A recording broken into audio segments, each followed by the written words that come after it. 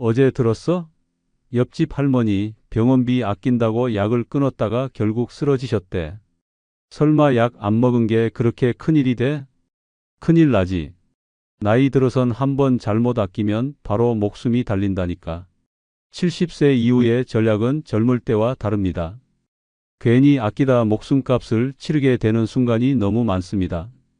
보일러를 끄고 자다 저체온증으로 응급실에 실려가고 싼 음식만 고르다 병원 침대에 누워 후회하는 일이 이어집니다. 안전장치 하나 설치 안 했다가 욕실에서 넘어져 평생 거동을 못하게 되는 경우도 있습니다. 그때 후회해도 이미 늦습니다.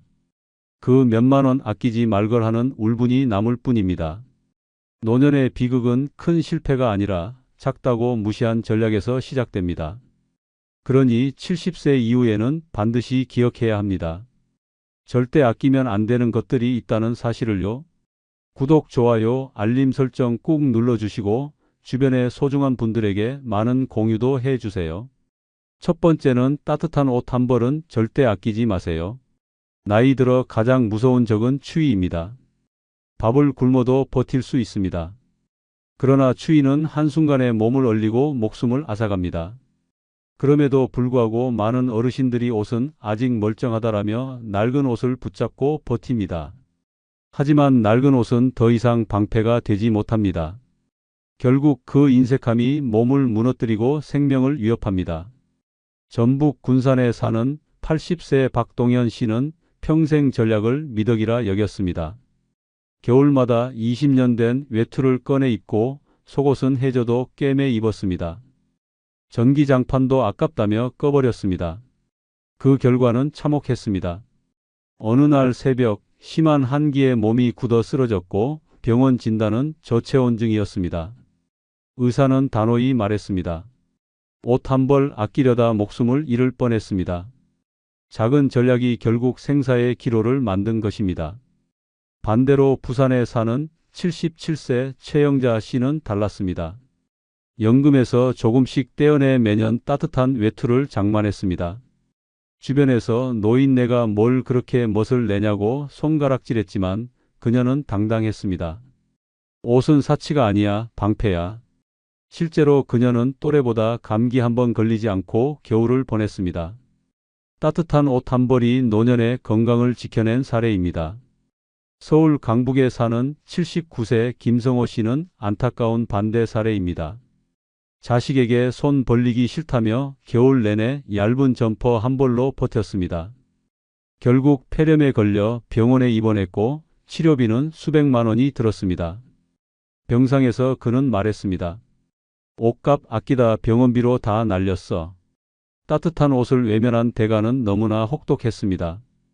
반대로 대구에 사는 82세 이정순 씨는 지혜로웠습니다. 겨울마다 투툼한 내복과 코트를 사 입었습니다. 손주들이 할머니 또 새 옷 샀어요? 라며 놀렸지만 그녀는 웃으며 대답했습니다. 내 몸은 내가 지켜야지.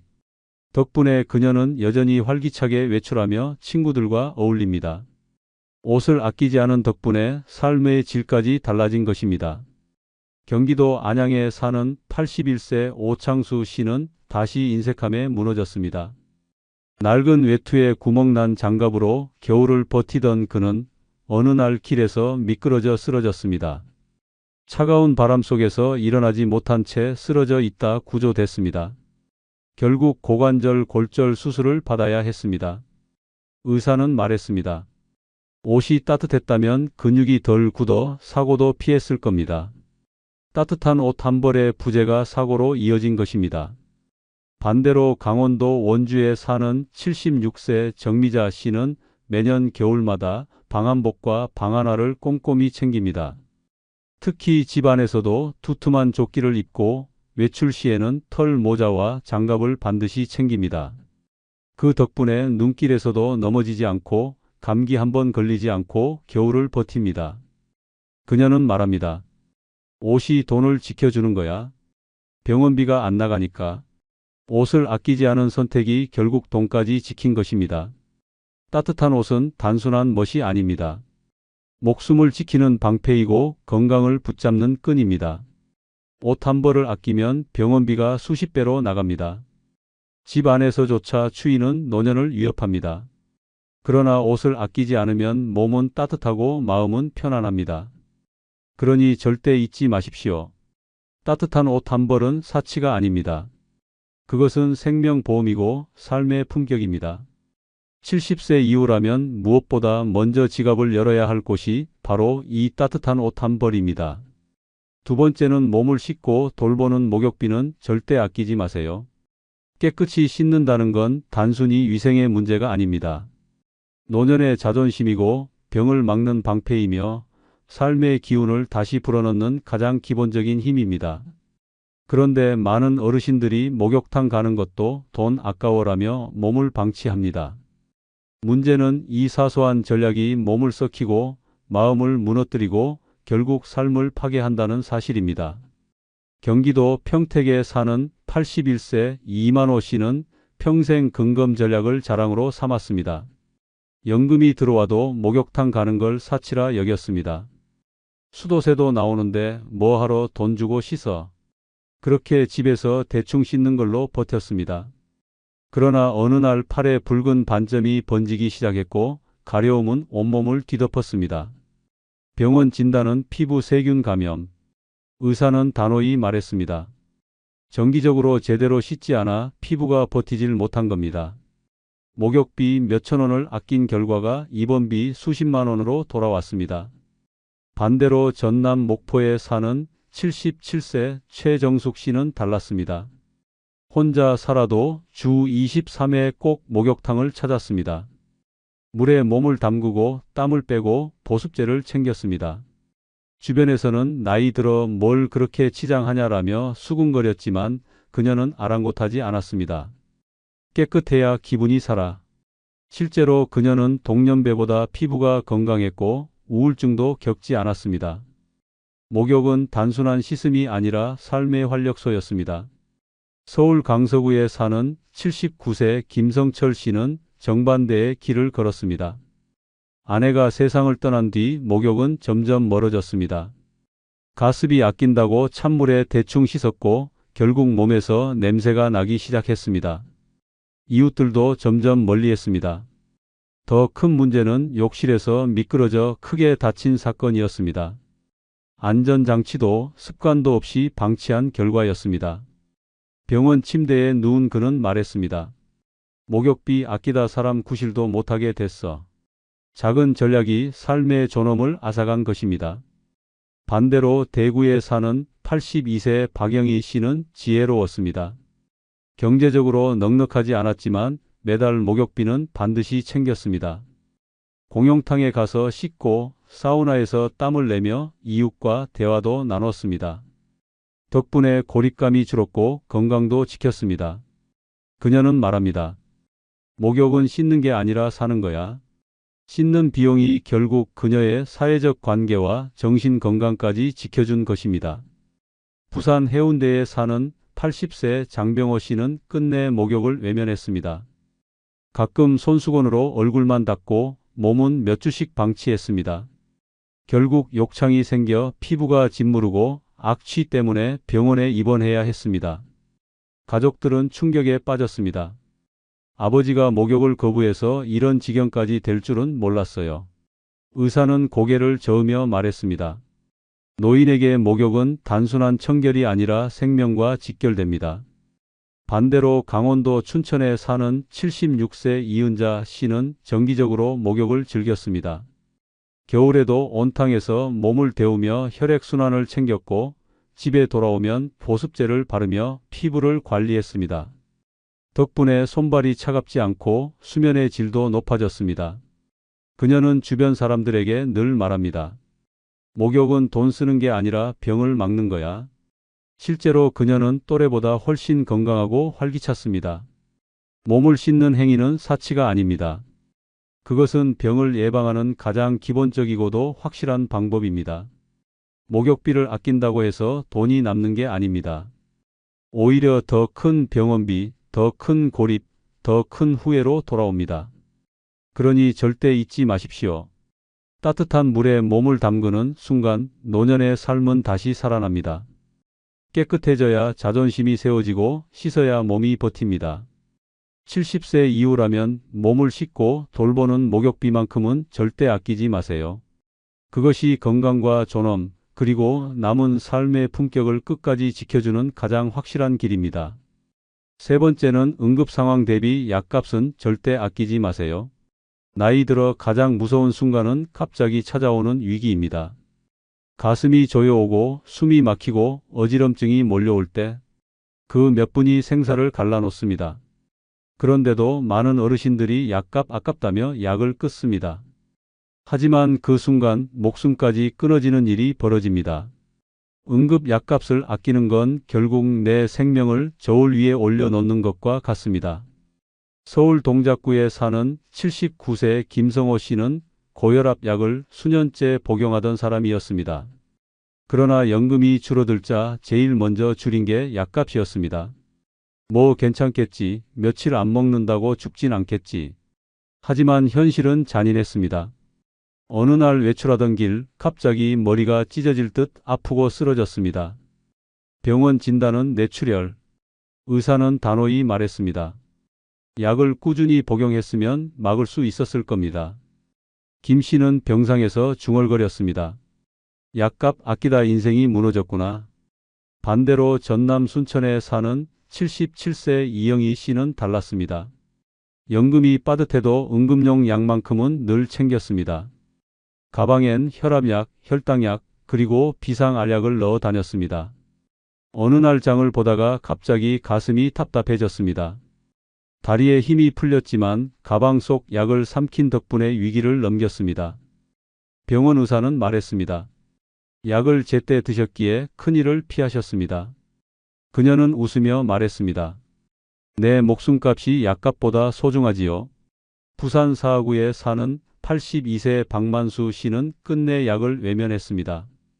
고지혈증 약을 몇 년째 타다 말다 하던 그는 결국 가슴 통증을 무시하다 심근경색으로 쓰러졌습니다.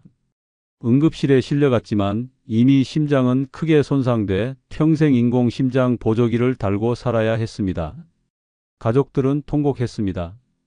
아버지가 약만 제대로 드셨으면 이렇게 되지 않았을 텐데. 약값을 아낀 대가가 평생 고통이 된 것입니다. 반대로 강원도 원주에 사는 80세 장정순 씨는 지혜로웠습니다. 늘 비상약 상자를 준비해두고 여행을 가거나 외출할 때도 작은 약통을 챙겼습니다. 실제로 얼마 전 외출 중 갑자기 혈압이 치솟아 쓰러질 뻔했지만 즉시 약을 복용해 위기를 넘겼습니다. 그녀는 말합니다. 약이 없었다면 그날 길에서 끝났을 거야. 몇만 원이 목숨을 살린 셈이지. 경기도 성남에 사는 78세 오창수 씨는 안타까운 사례였습니다. 당뇨약을 아끼려고 이틀에 한 번씩만 복용했습니다. 그러나 어느 날 혈당이 급격히 치솟아 혼수 상태에 빠졌습니다. 병원에서 깨어난 그는 의사의 말을 들었습니다. 약을 줄여 먹다 목숨을 잃을 뻔했습니다. 눈물을 머금은 그는 중얼거렸습니다. 약값보다 목숨이 싸다고 생각했나 봐. 반대로 대구 수성구에 사는 76세 이은자 씨는 약에 돈을 쓰는 걸 아끼지 않았습니다.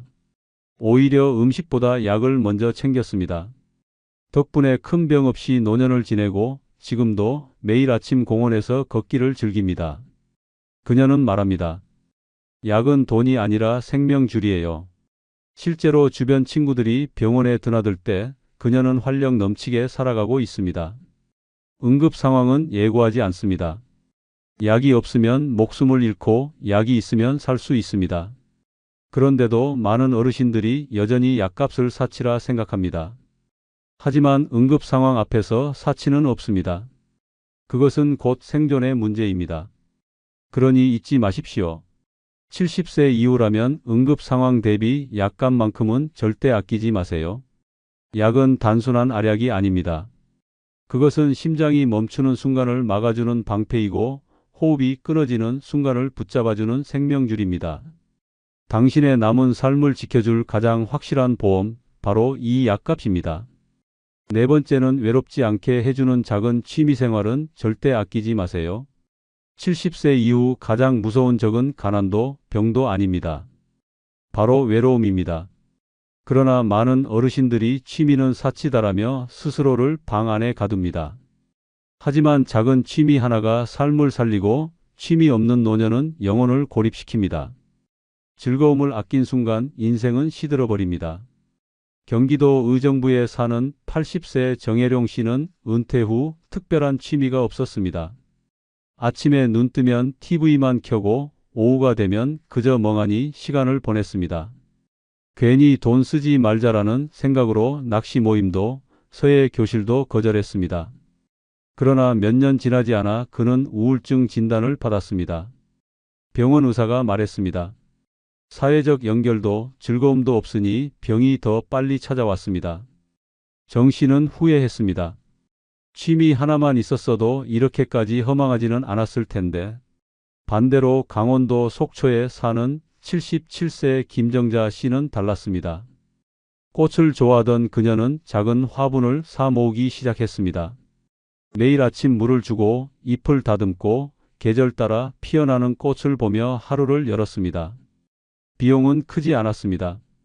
그러나 그 작은 취미가 그녀의 외로움을 막았습니다.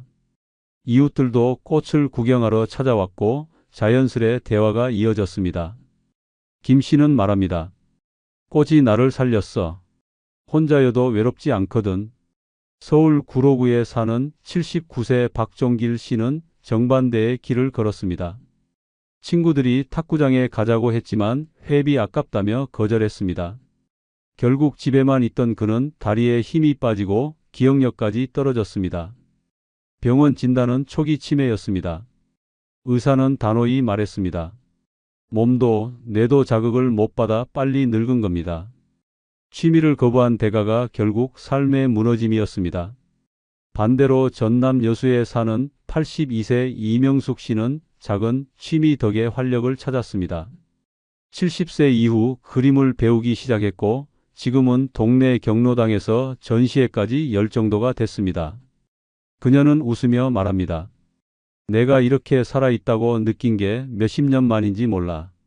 그림을 통해 만난 친구들이 그녀의 외로움을 막아주었고 색을 고르는 순간마다 삶의 설렘이 다시 피어났습니다.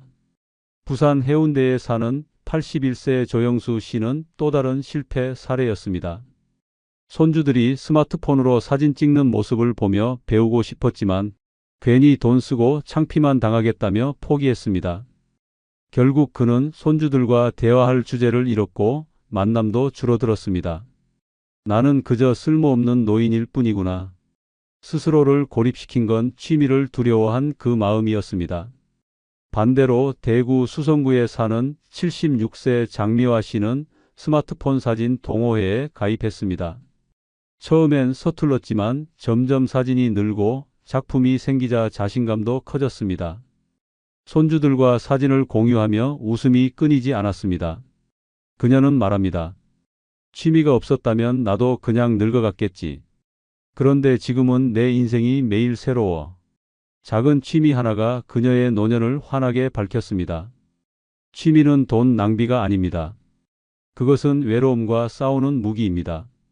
작은 꽃 한 송이, 작은 악기 하나, 작은 동호회 모임 하나가 삶을 지킵니다. 반대로 취미 없는 노년은 텅 빈 방 안에서 고립되고 병이 더 빨리 찾아옵니다. 그러니 절대 잊지 마십시오. 외롭지 않게 해주는 작은 취미 생활은 사치가 아닙니다. 그것은 삶을 붙잡는 줄이고 마음을 살리는 숨결입니다. 70세 이후라면 취미에 쓰는 돈만큼은 절대 아끼지 마세요. 그것이 당신의 웃음을 지켜주고 남은 날들을 따뜻하게 물들이는 가장 확실한 길입니다. 5번째는 건강을 위한 물 좋은 식재료는 절대 아끼지 마세요. 70세 이후 가장 큰 병은 병원에서 오는 게 아니라 밥상에서 옵니다. 그런데 많은 어르신들이 그냥 싼 거 사 먹으면 되지라며 식재료를 아무렇게나 고릅니다. 값싼 기름, 오래된 채소, 냉동 고기로 끼니를 때웁니다. 문제는 그 순간 몸속에 병이 자라기 시작한다는 사실입니다. 싼 음식으로 아낀 돈은 결국 병원비 수십 배로 돌아옵니다. 경기도 안양에 사는 79세 이만호 씨는 연금을 아껴야 한다며 늘 시장에서 가장 싼 고기와 채소만 골랐습니다. 겉으론 멀쩡했지만 몇 년 지나자 위암이 찾아왔습니다. 의사의 진단은 충격적이었습니다. 오래된 기름과 상한 채소를 자주 드신 게 원인이 됐을 수 있습니다. 치료비는 수천만 원. 병원 침대에 누운 그는 눈물을 흘리며 말했습니다. 몇천 원 아끼려다 목숨을 잃게 생겼구나. 작은 전략이 결국 생명을 갉아먹은 것입니다. 반대로 전북 전주에 사는 77세 최영자 씨는 달랐습니다. 돈이 넉넉하진 않았지만 채소와 생선만큼은 반드시 신선한 걸 사 먹었습니다. 장터에서 가장 좋은 것만 골라 담고 기름은 늘 새 것을 썼습니다.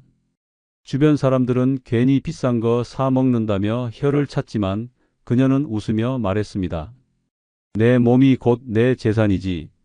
실제로 그녀는 또래보다 훨씬 건강했고 약도 거의 필요 없었습니다. 좋은 식재료가 그녀의 삶을 지켜낸 것입니다. 서울 구로구에 사는 81세 박종길 씨는 정반대의 사례였습니다. 그는 늘 편의점에서 할인하는 가공식품으로 끼니를 해결했습니다. 값싼 햄, 오래된 인스턴트 국, 유통기한 임박한 빵. 처음엔 편하고 저렴했지만 결국 심각한 고혈압과 당뇨를 얻었습니다. 병원비만 매달 수십만 원이 나가자 그는 중얼거렸습니다. 식재료 아낀다고 큰일을 만들 줄은 몰랐어. 밥상에서 아낀 돈이 결국 약값과 치료비로 몇 배가 되어 돌아왔습니다. 반대로 강원도 원주에 사는 78세 이정순 씨는 매일 아침 제철 과일을 챙겼습니다. 채소도 시장에서 싱싱한 걸로만 사다 먹었습니다. 한 끼 한 끼는 소박했지만 음식이 약이 되었습니다. 그녀는 말합니다. 몸은 거짓말 안 해. 싼 걸 먹으면 바로 아프고 좋은 걸 먹으면 바로 힘이 나. 실제로 그녀는 동년배보다 활력이 넘쳤고 병원에 가는 일도 거의 없었습니다. 부산 해운대에 사는 80세 장병호 씨는 또 다른 비극을 보여줍니다. 그는 오래된 기름을 아깝다며 계속 사용했습니다. 튀김을 해도 볶음을 해도 색이 변한 기름을 버리지 않았습니다. 어느 날 갑자기 극심한 복통으로 쓰러졌고 병원 진단은 담낭염이었습니다. 의사는 고개를 저으며 말했습니다. 상한 기름을 반복적으로 드신 결과입니다. 장 씨는 병상에서 탄식했습니다. 기름값 아끼다 병원비로 몇백 배를 날렸구나. 반대로 대구 수성구에 사는 76세 김미자 씨는 늘 깨끗한 기름과 싱싱한 채소를 고집했습니다. 가족들은 엄마, 그렇게까지 할 필요 없어라며 만류했지만 그녀는 단호했습니다. 내 몸에 들어가는 건 절대 아끼면 안 돼. 덕분에 그녀는 지금도 친구들과 맛있게 고기를 구워 먹고 활기차게 걷습니다. 좋은 식재료가 그녀의 인생을 지켜주는 가장 확실한 비밀이 된 것입니다. 값싼 음식은 순간만 편합니다. 그러나 그 안에는 병이 숨어 있습니다. 좋은 식재료는 돈이 들지만 그 돈은 곧 건강을 지키는 보험입니다. 밥상에 올라오는 것이 약이 될 수도 독이 될 수도 있습니다. 그러니 절대 잊지 마십시오. 건강을 위한 물 좋은 식재료는 사치가 아닙니다. 그것은 당신의 몸을 지키는 가장 확실한 무기입니다. 70세 이후라면 무엇보다 밥상부터 지켜야 합니다. 그 한 끼가 병을 막고 그 한 끼가 내일을 살립니다. 식재료를 아끼는 순간 병원 침대가 기다리지만 아끼지 않는 순간 삶은 다시 빛납니다. 늙어 혼자 사는 게 최고인 이유는 생각보다 더 끔찍한 현실 속에서 드러납니다. 함께 산다는 건 곧 끝없는 전쟁입니다.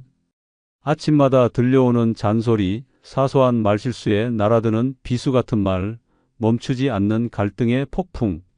그 속에서 노년은 천천히 부서집니다. 병보다 무섭고 가난보다 치명적인 건 바로 사람과의 충돌입니다. 외로움이 두렵다며 억지로 함께 살면 결국 내 삶은 감옥이 됩니다. 그러나 혼자가 되면 달라집니다. 불필요한 말싸움도 끝없는 눈치도 사라집니다. 고요한 하루, 단순한 집안일, 자유로운 선택. 그것이 쌓여 진짜 행복이 됩니다. 구독, 좋아요, 알림 설정 꾹 눌러주시면 노년에 큰 복 받으실 겁니다. 아울러 소중한 주변 분들에게 많은 공유도 해주세요. 첫 번째, 늙어 혼자 사는 게 최고인 이유는 조용히 늙어갈 수 있는 호사이기 때문입니다. 노년의 가장 큰 비극은 병도 아니고 돈도 아닙니다. 바로 시끄러움입니다. 집안의 다툼, 끝없는 요구, 멈추지 않는 참견. 그 소음 속에서 늙어간다는 건 잔인한 형벌과도 같습니다. 고요해야 할 노년이 전쟁터 같은 소리로 가득 채워지면 정신은 피폐해지고 몸은 병들어갑니다. 그러나 혼자 살면 달라집니다. 침묵이 집안을 채우고 그 침묵이 곧 평화가 됩니다. 조용히 늙어간다는 건 더 이상 아무도 주지 못하는 마지막 남은 호사입니다. 대전에서 사는 윤명자 씨는 남편이 세상을 떠난 뒤 외롭다는 이유로 아들과 며느리 집에 들어갔습니다. 하지만 그 순간부터 삶은 무너졌습니다. 아침마다 들려오는 손주의 울음소리, 며느리와 아들의 다툼, TV 소리를 크게 틀어대는 가족들. 그녀는 작은 방에 갇혀 있으면서도 매일 전쟁 같은 소리에 시달렸습니다. 몸이 아프다고 말하면 또 아프세요? 라는 차가운 대답이 돌아왔고, 한숨을 쉬면 집안 분위기 흐린다며 눈총이 쏟아졌습니다. 결국 그녀는 밤마다 이어폰을 끼고 잠들어야 했습니다. 그러나 귀마개로도 막을 수 없는 건 마음속의 소음이었습니다. 윤 씨는 결국 우울증 진단을 받았습니다. 그녀가 친구에게 흘린 고백은 충격적이었습니다. 나는 고요를 잃었어.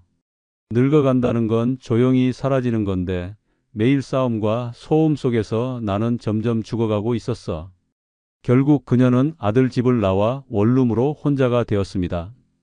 작은 방이었지만 그곳엔 오직 침묵만이 있었습니다. 그녀는 울면서 말했습니다. 이 조용함이 호사라는 걸 이제야 알았다.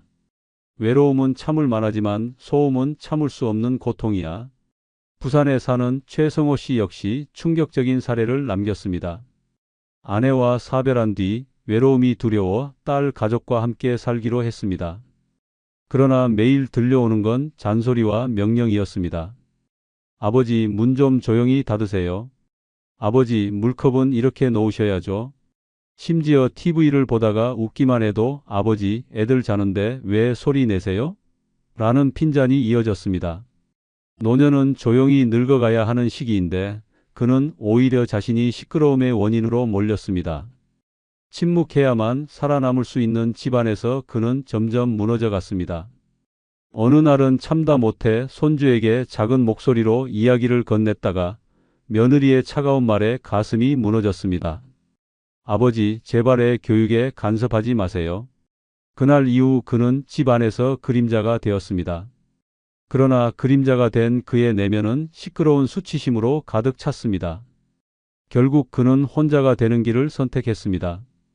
작은 월세방에서 새벽마다 바닷가를 걸으며 말했습니다. 내가 진짜 원한 건 사람들과의 동거가 아니었어. 나는 단지 조용히 늙어갈 권리를 원했을 뿐이야. 혼자 산다는 건 외롭지만 동시에 조용하다는 뜻입니다. 그리고 그 조용함이야말로 늙어가는 사람에게 남은 마지막 호사입니다. 시끄러운 갈등, 불필요한 잔소리, 눈치 주는 소리에서 벗어나 오직 내 숨소리만 가득한 공간에서 늙어가는 것. 그것이 진짜 축복입니다. 두 번째, 늙어 혼자 사는 게 최고인 이유는 남의 인생을 대신 짊어지지 않아도 되기 때문입니다. 노년의 삶을 가장 무겁게 만드는 건 내 짐이 아니라 남의 짐입니다. 자식의 빚, 손주의 학원비, 형제의 부탁, 친구의 하소연. 결국 남의 인생을 대신 떠안으며 내 인생은 산산조각이 납니다. 그렇게 살다 보면 정작 내 노년은 사라지고 남의 삶만 짊어진 채 무너져 갑니다. 그러나 혼자 살면 다릅니다. 남의 불행은 내 몫이 아니고 남의 고통은 내 짐이 아닙니다. 오직 내 삶, 내 하루만 지키면 됩니다. 그것이야말로 노년에 얻을 수 있는 마지막 자유입니다. 광주에 사는 이정희 씨는 평생을 남의 짐을 짊어진 삶이었습니다. 남편이 세상을 떠난 뒤 아들은 사업 실패로 집까지 잃고 어머니 집으로 들어왔습니다. 그때부터 그녀의 노년은 지옥이 되었습니다. 아들은 매일 술에 취해 엄마, 나 좀 도와줘. 이번만 버티면 돼. 라며 손을 벌렸습니다. 카드빚, 세금 체납, 심지어 사채까지 그녀의 통장에서 빠져나갔습니다. 이정희 씨는 결국 수십 년 모은 노후 자금을 모두 털어넣었습니다. 그러나 아들의 인생은 바뀌지 않았습니다. 오히려 더 깊은 구렁텅이에 빠졌습니다. 그녀는 울부짖으며 친구에게 말했습니다. 내 인생은 다 끝났어. 내가 왜 아들의 인생을 대신 짊어져야 하는 거야? 결국 그녀는 건강마저 잃었습니다. 병원에서 의사는 말했습니다. 스트레스성 심장질환입니다. 더 이상 감당하지 마세요. 아니면 생명이 위험합니다. 그녀는 결국 아들을 떠나 홀로 방을 얻었습니다. 그리고 이렇게 고백했습니다. 외로움보다 더 끔찍한 건 남의 인생을 대신 사는 거였어. 혼자가 된 지금이 오히려 해방이야. 부산에 사는 김상호 씨의 사례는 더 비극적입니다. 그는 평생 자식과 손주를 위해 희생했습니다. 은퇴 후에도 손주의 학원비를 대주고 며느리의 생활비까지 책임졌습니다. 주변에서는 참 좋은 아버지, 좋은 할아버지다 라고 칭찬했지만 정작 그의 지갑은 텅 비었습니다. 그는 자신에게 쓸 돈 한 푼도 남기지 못했습니다. 어느 날 병원에 갔을 때 의사의 진단은 충격적이었습니다. 당뇨와 고혈압이 심각합니다. 제대로 된 식사를 해야 합니다. 하지만 그는 돈이 없어 밥마저 줄였습니다. 아이러니하게도 자식들은 그가 병든 줄조차 몰랐습니다. 오히려 며느리는 말했습니다. 아버님, 이번 달에도 조금 더 부탁드려야 할 것 같아요. 그 말은 칼날처럼 그의 가슴을 찔렀습니다. 김 씨는 결국 쓰러져 응급실로 실려갔습니다. 그제야 자식들은 후회했지만 이미 늦었습니다. 김 씨는 가까운 지인에게 마지막으로 이렇게 토로했습니다. 나는 평생 남의 인생만 떠안고 살다 갔다. 내 인생은 단 하루도 살아보지 못했어. 남의 인생을 짊어지는 순간 내 노년은 사라집니다. 자식의 실패, 형제의 욕심, 친구의 하소연을 대신 떠안다 보면 결국 내 건강, 내 돈, 내 평화까지 다 잃게 됩니다. 그러나 혼자 살면 다릅니다. 남의 고통은 더 이상 내 몫이 아닙니다. 빚도, 갈등도, 하소연도 내 집 문턱을 넘지 못합니다. 오직 내 하루만 지키면 됩니다. 그것이 진짜 자유입니다. 외로움은 견딜 수 있지만 남의 인생을 대신 짊어지는 무게는 끝내 인간을 무너뜨립니다. 혼자가 되는 순간 비로소 내 어깨 위의 짐이 사라지고 늦게라도 내 인생을 되찾을 수 있습니다. 세 번째, 늙어 혼자 사는 게 최고인 이유는 죽는 순간까지 내 삶의 주인으로 남을 수 있기 때문입니다.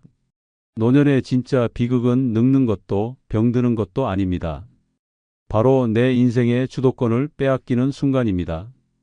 자식의 눈치를 보고 며느리의 허락을 받고 남의 일정에 맞춰 살아야 한다면 그것은 내 인생이 아닙니다. 사람들은 외로움이 두렵다고 말합니다.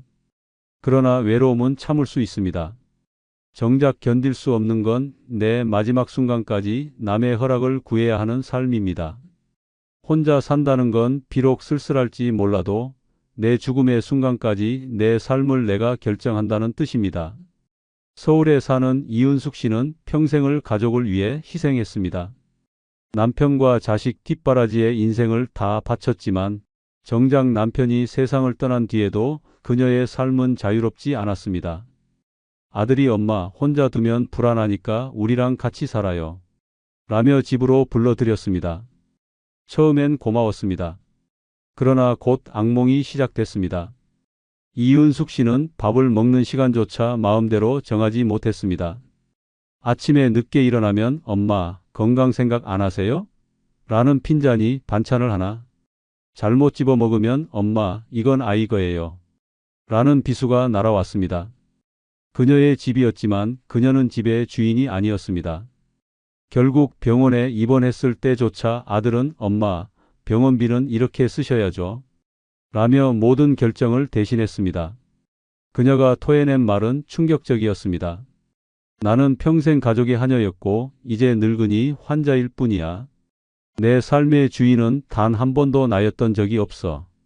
결국 이은숙 씨는 아들 집을 떠나 홀로 작은 전셋집을 얻었습니다. 외롭다고 했던 첫날 밤 그녀는 오히려 웃었습니다. 내가 뭘 먹을지, 언제 잘지, 어떻게 늙을지 이제부터는 내가 정한다. 죽음의 순간까지 내 주권을 되찾은 것이었습니다. 부산에 사는 정혜남 씨의 사례도 뼈아픕니다. 그는 은퇴 후 딸 집으로 들어갔습니다.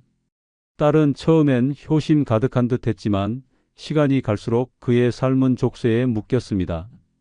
집안의 자빌은 그의 몫이었고 TV를 보다가 웃으면 아버지 조용히 좀 해주세요. 라는 핀잔이 날아왔습니다. 외출을 하려고 하면 어디 가세요? 언제 들어오실 거예요? 라는 질문이 꼬리를 물었습니다. 그는 마치 미성년자가 된 것처럼 감시당했습니다. 더 큰 충격은 병원에서 왔습니다. 정 씨는 치매 초기 판정을 받았는데 딸은 그를 요양원에 보내려 했습니다. 그때 정 씨는 울부짖었습니다. 내가 아직 살아있는데 왜 내 인생의 마지막을 남이 정하냐? 결국 그는 딸의 반대를 무릅쓰고 혼자 원룸을 얻었습니다. 몸은 약해졌지만 마음은 자유로웠습니다. 그는 매일같이 일기를 쓰며 말했습니다. 비록 혼자 늙어가지만 이 순간까지 내 삶의 주인은 나다. 나는 내 방식으로 죽음을 맞이할 거다. 그의 말은 노년의 본질을 꿰뚫고 있었습니다. 혼자 산다는 건 고독의 선택이 아니라 존엄의 선택입니다. 자식의 허락 아래 늙는 것보다 내 결정 속에서 늙는 게 진짜 행복입니다. 누군가의 눈치를 보며 죽음을 기다리는 건 지옥이고 고요 속에서 내 뜻대로 마지막을 준비하는 건 축복입니다. 네 번째, 늙어 혼자 사는 게 최고인 이유는 인간관계에서 마음의 상처가 없기 때문입니다. 노년을 가장 잔인하게 무너뜨리는 건 병도 가난도 아닙니다. 바로 가까운 사람에게서 날아드는 말의 칼날입니다. 엄마, 또 그 얘기예요? 아버지, 왜 그렇게 고집하세요? 라는 한마디가 칼처럼 꽂혀 며칠 밤을 뒤척이게 만듭니다. 친구의 뒷담화, 자식의 무심한 말, 형제의 차가운 눈빛, 피를 나눈 사람에게서 받는 상처는 모르는 이에게 맞는 주먹보다 더 깊고 오래갑니다. 그러나 혼자 살면 다릅니다. 상처 줄 사람도 없고 눈치 줄 사람도 없습니다. 오직 내 말, 내 마음만 존재합니다. 그 고요가 곧 평화이고 상처 없는 삶이 곧 행복입니다. 전북 군산에 사는 김명순 씨는 남편이 세상을 떠난 뒤 외롭다는 이유로 자식과 함께 살기 시작했습니다. 그러나 그 선택은 고통의 시작이었습니다. 손주를 돌보느라 힘들어도 불평 한마디 못했습니다. 몸이 아프다고 말하면 엄마, 또 어디가 아프세요? 라는 차가운 반응이 돌아왔습니다. 어느 날은 손주 칭찬을 했다가 며느리에게 비교하지 마세요. 기분 나빠요. 라는 말을 들었습니다. 그날 밤 김 씨는 눈을 감지 못했습니다. 그저 사실을 말했을 뿐인데 모든 말이 불편한 말로 취급되는 현실이 그녀를 무너뜨렸습니다. 결국 우울증 진단까지 받았습니다. 그녀는 친구에게 울면서 말했습니다. 나는 집에 살고 있는데도 죄인 같아. 내가 무슨 말을 해도 다 상처가 돼. 내 입은 이미 다쳤고 내 마음도 다쳤어. 김 씨는 결국 자식의 집을 떠나 혼자가 되었습니다. 이후 그녀는 이렇게 고백했습니다. 외로움은 참을 수 있어. 하지만 가족에게 상처받으며 사는 건 도저히 못 견디겠더라. 부산 사하구에 사는 최재호 씨의 이야기는 더 충격적입니다. 그는 은퇴 후 친구들과 자주 어울리며 외로움을 달래려 했습니다. 그러나 그 모임은 우정이 아니라 상처의 연속이었습니다. 술자리에서 친구는 늘 그의 자식을 흉보며 우월감을 드러냈습니다. 야, 내 아들은 아직도 자리 못 잡았냐? 우리 애는 벌써 집 샀어. 또 다른 친구는 뒤돌아서 그의 가정사를 온 동네에 퍼뜨렸습니다. 최 씨는 결국 동네 사람들 앞에서 고개를 들 수 없었습니다. 그는 이렇게 말했습니다. 친구라는 인간들이 내 가슴에 칼을 꽂았다. 모르는 사람이라면 있겠지만 가까운 사람이라 더 아팠다. 그 후 그는 술자리를 끊고 친구들과의 관계도 모두 정리했습니다. 혼자가 된 그의 얼굴에는 오히려 평온이 찾아왔습니다. 이제는 아무도 내 마음에 상처 주지 않아. 고요한 방 안에서 혼자 늙어가지만 그게 오히려 축복이더라. 노년의 인간관계는 더 이상 위로가 되지 않습니다. 오히려 상처와 피로만 남깁니다. 자식은 무심한 말로 가슴을 찢고 친구는 뒷담화로 자존심을 짓밟습니다. 형제는 돈 문제로 원수가 됩니다. 그러나 혼자 살면 달라집니다. 상처 줄 인간이 사라지고 오직 내 마음만 남습니다. 조용한 집 안에서 들리는 건 TV 소리와 내 호흡뿐입니다. 그 침묵이야말로 진짜 평화입니다. 외로움은 언젠가 사라지지만 인간관계의 상처는 죽는 날까지 남습니다. 혼자가 되는 순간 그 상처에서 해방되고 비로소 내 노년은 평온해집니다. 다섯 번째, 늙어 혼자 사는 게 최고인 이유는 사생활이 완벽히 보장되기 때문입니다. 나이 들수록 진짜 사치는 돈도 아니고 건강도 아닙니다. 바로 누구에게도 들키지 않는 내 시간, 내 공간입니다. 그러나 가족과 얽혀 살면 그 마지막 사치조차 빼앗깁니다. 아침에 언제 일어났는지, 밥을 뭘 먹는지, 누구와 통화하는지까지 낱낱이 노출됩니다. 내 인생인데도 늘 감시당하고 내 집인데도 늘 침입당하는 기분.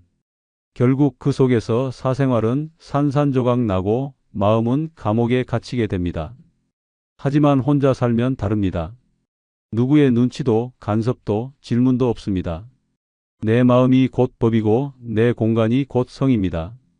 사생활이 완벽히 보장된다는 건 노년에 누릴 수 있는 가장 강력한 자유입니다. 서울 강동구에 사는 최영자 씨는 남편이 세상을 떠난 뒤 아들과 함께 살았습니다. 아들은 효심이라 믿었지만 현실은 달랐습니다. 아들은 집안 곳곳에 CCTV를 설치했습니다. 이유는 단 하나, 엄마가 혹시 쓰러질까봐. 그러나 그것은 보호가 아니라 감시였습니다. 그녀가 늦게까지 TV를 보거나 라면을 끓여 먹으면 아들은 바로 전화해 말했습니다. 엄마, 이 시간에 왜 또 드세요? 건강 생각 안 해요? 손주도 무심코 말했습니다. 할머니, 방에서 뭐 하세요? 문 잠그면 안 돼요.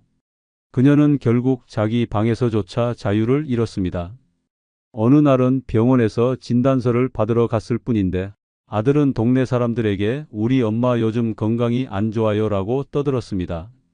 사적인 일이 동네에 퍼져버린 순간 그녀는 심장이 내려앉는 기분을 느꼈습니다. 그녀의 고백은 처절했습니다. 내 집인데 내 공간이 없어. 내가 뭘 하든 다 들키고 다 간섭당해. 난 더 이상 사람이 아니라 구경거리가 된 것 같아.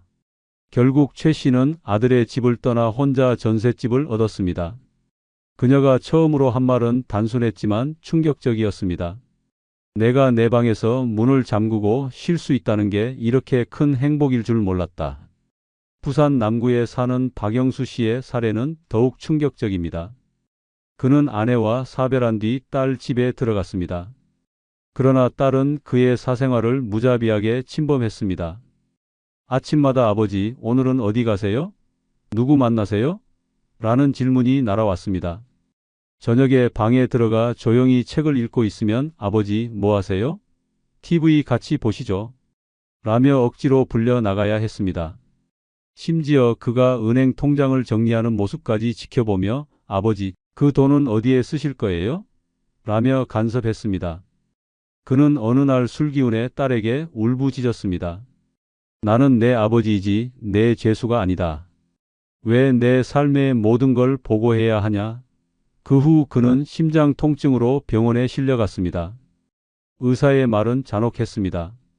과도한 스트레스와 사생활 침해로 인한 우울증이 겹쳤습니다. 결국 그는 딸의 집을 떠나 작은 원룸을 얻었습니다. 혼자가 된 그는 매일 새벽에 산책을 나가고 밤에는 좋아하는 음악을 틀며 지냈습니다. 내가 뭘 하든 누구도 묻지 않아. 그게 이렇게 큰 자유인지 몰랐어. 그의 말은 사생활의 가치를 증명하는 비명이었습니다. 아무도 묻지 않고 아무도 간섭하지 않습니다. 그 고요한 비밀이 곧 평화입니다. 여섯 번째, 늙어 혼자 사는 게 최고인 이유는 생활비 계산이 단순해지기 때문입니다. 노년의 가장 무거운 족쇄는 돈입니다. 버는 건 줄고 나가는 건 끝이 없습니다. 그러나 혼자가 되면 그 족쇄가 풀립니다. 먹을 만큼만 사면 되고 쓸데없는 지출을 감당하지 않아도 됩니다.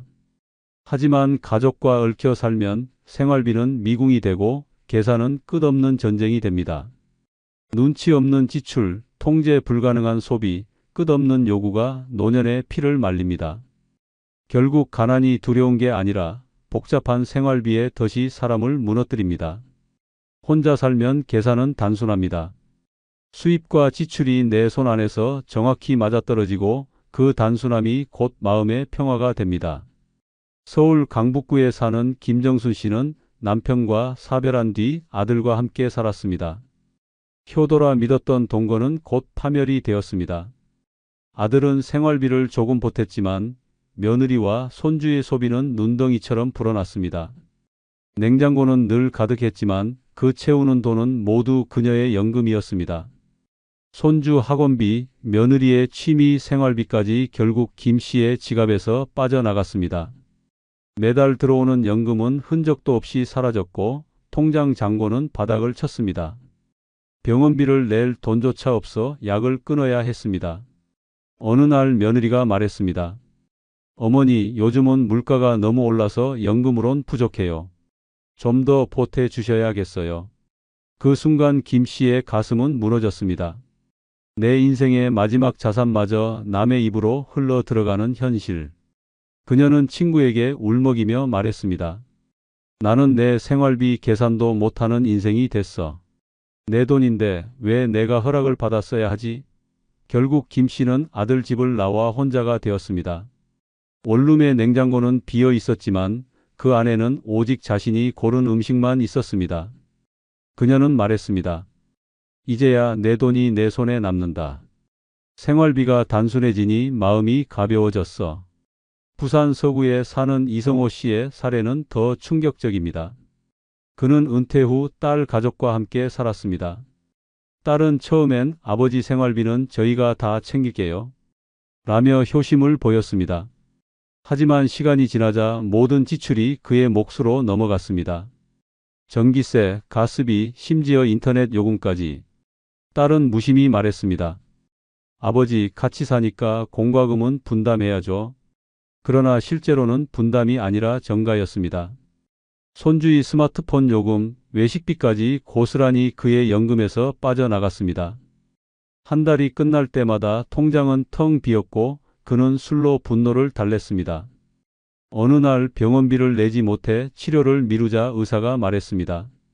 생활비로 허덕여 건강까지 포기하실 겁니까? 그제야 그는 깨달았습니다. 남과 얽혀 사는 한 생활비의 굴레에서 벗어날 수 없다는 걸. 결국 그는 딸 집을 떠났습니다. 좁은 방에 홀로 남았지만 지출은 놀라울 만큼 단순해졌습니다. 쌀 한 포대, 약값, 전기세, 가스비. 계산이 단순해지자 오히려 삶이 편안해졌습니다. 그는 말했습니다. 외롭냐고? 아니, 나는 이제야 내 돈으로 내 인생을 산다. 단순한 계산이 내 마음까지 구해냈다. 노년의 삶을 갉아먹는 건 돈의 많고 적음이 아닙니다. 얽힌 관계 속에서 끝없이 새어나가는 생활비의 덫입니다.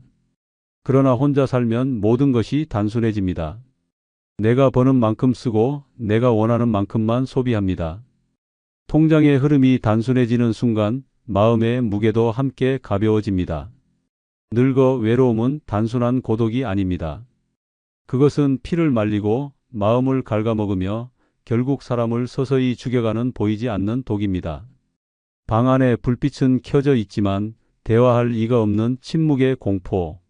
전화벨조차 울리지 않는 정막은 사람을 미치게 만듭니다. 젊을 땐 혼자가 자유로웠습니다. 그러나 늙어서는 혼자가 형벌이 됩니다. 이 끔찍한 현실에서 벗어나지 않으면 어느 순간 거울 속에 낯선 초췌한 노인을 마주하게 될 것입니다. 하지만 다행히 외로움이라는 괴물을 무너뜨릴 확실한 방법이 있습니다. 오늘 영상에서 그 5가지를 알려드리겠습니다. 끝까지 보셔야 당신의 노년이 살아납니다. 구독, 좋아요, 알림 설정 꾹 눌러주시고 주변의 소중한 분들에게 많은 공유 부탁드립니다. 늙어 외로움을 물리치는 확실한 첫 번째 방법은 컴퓨터 활용법을 익히며 세상과 연결되는 것입니다. 혼자 사는 노년의 집, 정막만 흐르는 줄 알았던 공간이 모니터, 불빛 하나로 환해지는 순간이 있습니다. 키보드 위에 떨리는 손가락을 올려놓는 그 작은 행동이 외로움의 사슬을 끊어내는 첫 걸음이 됩니다. 서울에 사는 김정순 씨는 남편을 떠나보낸 뒤 한동안 집 안에서 말 한마디 하지 않고 살았습니다. 전화를 걸어도 받는 사람은 없었고 TV 속 목소리조차 공허하게 들렸습니다. 그러나 손녀가 사준 노트북으로 인터넷 강의를 듣기 시작한 순간 인생은 달라졌습니다. 화상으로 친구와 얼굴을 마주하고 온라인 모임에 참여하며 그녀의 집은 더 이상 감옥이 아니었습니다. 오히려 세상과 연결되는 새로운 문이 열린 것이었습니다. 그녀는 이제 매일 아침 온라인 요가 수업으로 하루를 열고 오후에는 세계 곳곳의 동년배들과 수다를 나눕니다. 사람들과 웃으며 대화하니 하루가 짧아요라고 말하는 그녀의 얼굴엔 다시 생기가 돌았습니다. 부산의 정혜수 씨는 아내와 사별한 뒤 술잔만 붙들며 버텼습니다. 하지만 컴퓨터로 사진 동호회에 가입하면서 눈빛이 바뀌었습니다. 카메라로 찍은 사진을 올리면 댓글이 쏟아지고 누군가는 선생님 사진 덕에 위로받았습니다 라고 적어줍니다. 그 순간 정혜수 씨는 혼자가 아님을 느꼈습니다. 이제 그는 매주 화상 모임에서 사진을 공유하며 젊은이들과 어깨를 나란히 합니다. 외롭다는 말은 입 밖에 꺼내지도 않습니다. 대전의 이명희 씨는 손주들이 외국에 나가버린 뒤 허탈하게 지냈습니다. 그러나 컴퓨터 활용을 배우며 온라인 영어 회화 모임에 들어갔습니다. 처음엔 발음이 어눌해 웃음거리가 되기도 했지만 오히려 그 웃음 속에서 진짜 교류가 생겼습니다. 외국인 친구가 생기고 생일날엔 화상으로 축하 노래까지 불러줍니다. 내 나이에 이런 경험을 할 줄은 몰랐다며 눈물을 보인 이명희 씨는 이제 매일 설레는 마음으로 하루를 시작합니다. 컴퓨터 활용은 단순한 기술이 아닙니다. 그것은 외로움의 벽을 허무는 무기입니다. 화면 속 작은 아이콘 하나가 새로운 사람을 만나게 하고 짧은 메시지 하나가 긴 밤을 버티게 합니다. 마우스 클릭 몇 번이 삶을 바꾸는 기적이 됩니다. 외롭다고 방 안에 갇혀 있기보다 손끝으로 세상을 여는 이들의 이야기는 우리에게 묻습니다. 당신은 아직도 혼자라고 느끼십니까? 외로움은 조용히 사람을 잠식합니다. 하지만 컴퓨터를 통해 배우고 연결되고 나누는 순간 그 외로움은 산산조각 납니다. 나이 들어도 배우는 사람은 결코 고립되지 않습니다. 오히려 더 많은 사람을 만나고 더 큰 세상을 누리게 됩니다. 늙어 외로움을 물리치는 길, 그 시작은 바로 컴퓨터 활용법을 익히는 작은 용기에서 비롯됩니다. 늙어 외로움을 물리치는 확실한 두 번째 방법은 각종 자원봉사에 뛰어드는 것입니다. 외로움은 아무것도 하지 않을 때 가장 무섭게 자랍니다. 방 안에서 혼자 숨만 쉬고 있으면 그 숨소리조차 벽에 부딪혀 메아리처럼 돌아와 가슴을 찌릅니다. 그러나 밖으로 나가 누군가를 돕는 순간 그 메마른 심장이 다시 뛰기 시작합니다. 남을 돕는 것이 아니라 사실은 자기 자신을 구해내는 것입니다. 서울 구로구에 사는 김정혜 씨는 남편과 사별한 뒤 몇 년을 집에서 눈물로 보냈습니다. 식탁은 늘 혼자였고 TV를 틀어놔도 허전함은 사라지지 않았습니다. 어느 날 동네 주민센터에서 어르신 도시락 배달 봉사 모집 전단지를 보게 되었습니다. 처음엔 두려웠습니다. 낯선 사람을 만나야 한다는 부담감 때문이었습니다. 그러나 첫날 배달을 마치고 돌아오는 길, 김정혜 씨는 눈물이 쏟아졌습니다. 도시락을 받아든 노인이 고맙습니다. 덕분에 오늘도 삽니다 라고 손을 잡아주었기 때문입니다. 그 따뜻한 손길에 가슴이 불에 댄 듯 뜨거워졌습니다. 그녀는 그날 이후 매주 빠지지 않고 봉사에 나갑니다. 집에만 있던 시절보다 오히려 더 바쁘고 더 행복해졌습니다. 이제 그녀는 외롭다는 말을 입 밖에 꺼내지도 않습니다. 부산 해운대에 사는 박문호 씨도 마찬가지였습니다. 퇴직 후 한동안 술과 TV로만 시간을 보내다 우울증 진단까지 받았습니다. 그러나 우연히 청소년 멘토 봉사에 참여하면서 삶은 완전히 달라졌습니다. 공부에 지쳐있던 아이들이 그의 인생 이야기를 들으며 눈을 반짝였습니다. 선생님 덕분에 힘이 나요라는 말은 그 어떤 약보다 강한 치료제였습니다. 박문호 씨는 말했습니다. 나는 애들을 도운 게 아니라 애들이 날 살려준 겁니다. 매주 아이들을 만나는 그날을 손꼽아 기다리며 그는 다시 청춘을 살고 있습니다. 전북 전주에 사는 이명자 씨는 홀로 지내며 늘 병원만 드나들었습니다. 혈압약, 당뇨약이 가득한 약장 앞에서 늘 한숨만 쉬었습니다. 하지만 요양원 봉사를 시작한 뒤 놀라운 일이 벌어졌습니다. 누워있는 노인들의 손을 잡아주며 책을 읽어주는 일이었는데 환자들이 그녀의 목소리를 기다렸습니다. 오늘은 무슨 이야기를 들려줄 거예요? 라는 물음에 마음이 흔들렸습니다. 그렇게 누군가의 하루를 책임지는 사람이 되자 오히려 그녀의 병세도 호전되었습니다. 혈압 수치가 안정되고 웃음이 늘었습니다. 의사도 놀랐습니다. 외로움에 몸이 병들었을 뿐 봉사로 다시 살아난 것입니다. 이처럼 자원봉사는 단순히 남을 돕는 일이 아닙니다. 죽어가던 자신의 존재감을 되찾는 길입니다. 외로움이란 나는 쓸모없다는 착각에서 시작됩니다. 그러나 누군가에게 필요한 사람이 되는 순간 외로움은 산산이 부서집니다. 한 남성은 쓰레기 줍기 봉사에 참여했습니다. 그는 늘 집에서 혼자 술만 마셨는데 이제는 매주 아침 동네를 돌며 후배들과 웃으며 청소를 합니다. 손에 쥔 것은 집게와 쓰레기 봉투뿐이지만 그의 마음속엔 젊은 날의 활기가 돌아왔습니다. 내가 아직도 누군가에게 필요한 존재구나라는 확신이 그를 일으켜 세웠습니다. 자원봉사를 하면 달라지는 건 분명합니다. 집에 돌아와도 더 이상 적막이 두렵지 않습니다. 내일 누군가가 나를 기다리고 있다는 사실이 있기에 밤이 고독하지 않습니다. 외롭다는 건 결국 나만의 세상에 갇혀 있기 때문입니다. 하지만 봉사는 세상과 이어주는 끈입니다. 늙어가는 몸은 약해져도 다른 이를 돕는 손길은 결코 약하지 않습니다. 그 손길이 누군가를 살리고 동시에 나를 살립니다. 늙어 외로움을 무너뜨리고 싶다면 각종 자원봉사에 나서야 합니다. 거창한 일이 아니어도 좋습니다. 도시락 하나, 손 한번 잡아주기, 작은 미소 하나. 그것이 외로움의 감옥을 부수는 열쇠가 됩니다. 당신이 누군가를 살리는 순간 외로운 당신 자신이 먼저 살아납니다. 늙어 외로움을 물리치는 확실한 세 번째 방법은 모든 순간을 마지막처럼 소중히 여기는 마음입니다. 외로움은 내일을 기약하며 오늘을 흘려보낼 때 더욱 깊어집니다. 다음에 하지 뭐, 언젠가는 만나겠지라는 미뤄둔 마음이 쌓이면 결국 내 곁엔 아무도 남지 않습니다. 마지막처럼 대하지 않은 하루가 평생의 후회로 되돌아오는 것입니다. 서울 강동구에 사는 박영숙 씨는 남편과 늘 티격태격 다퉜습니다. 말다툼을 하고도 내일 사과하지 뭐 하며 돌아섰습니다. 그러나 다음 날 남편은 심장마비로 쓰러져 영영 돌아오지 않았습니다. 그날 이후 그녀는 외로움이라는 괴물에 매일 시달렸습니다. 밥상 위에 놓인 두 개의 젓가락 중 하나가 영원히 쓰이지 않는 것을 보며 무너져 내렸습니다. 그때 깨달았습니다. 모든 순간을 마지막처럼 소중히 여겼다면 남편과 싸우는 대신 웃을 수 있지 않았을까?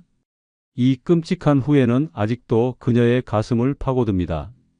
반대로 인천에 사는 이종남 씨는 달랐습니다. 그는 아내와 함께한 매일을 마지막처럼 살았습니다. 출근 전에도 꼭 손을 잡고 저녁 식탁에 앉으면 오늘이 마지막 저녁일 수도 있지라며 감사의 말을 전했습니다. 덕분에 아내가 먼저 세상을 떠난 뒤에도 그는 무너지지 않았습니다. 후회가 없었기 때문입니다. 난 할 만큼 했다. 사랑한다는 말을 수없이 전했다. 그래서 지금도 혼자가 두렵지 않다. 그의 말은 많은 이들을 울렸습니다. 매 순간을 마지막처럼 살면 혼자가 되어도 외롭지 않다는 사실을 보여주는 강렬한 증거입니다. 대전의 김미화 씨는 손주와 보낸 짧은 순간을 평생 간직합니다. 손주가 유학을 떠나기 전 함께 놀이터에 앉아 아이스크림을 나눠 먹었습니다. 그때 할머니 나랑 놀아줘서 고마워라는 한마디가 심장을 울렸습니다. 그녀는 그 작은 순간을 사진처럼 마음에 담았습니다. 손주는 멀리 떠났지만 김미화 씨는 외롭지 않습니다. 내겐 그 순간이 영원해요. 마치 매일 곁에 있는 것 같아요. 순간을 마지막처럼 소중히 여긴 덕분에 홀로 남아도 행복을 붙잡을 수 있었습니다.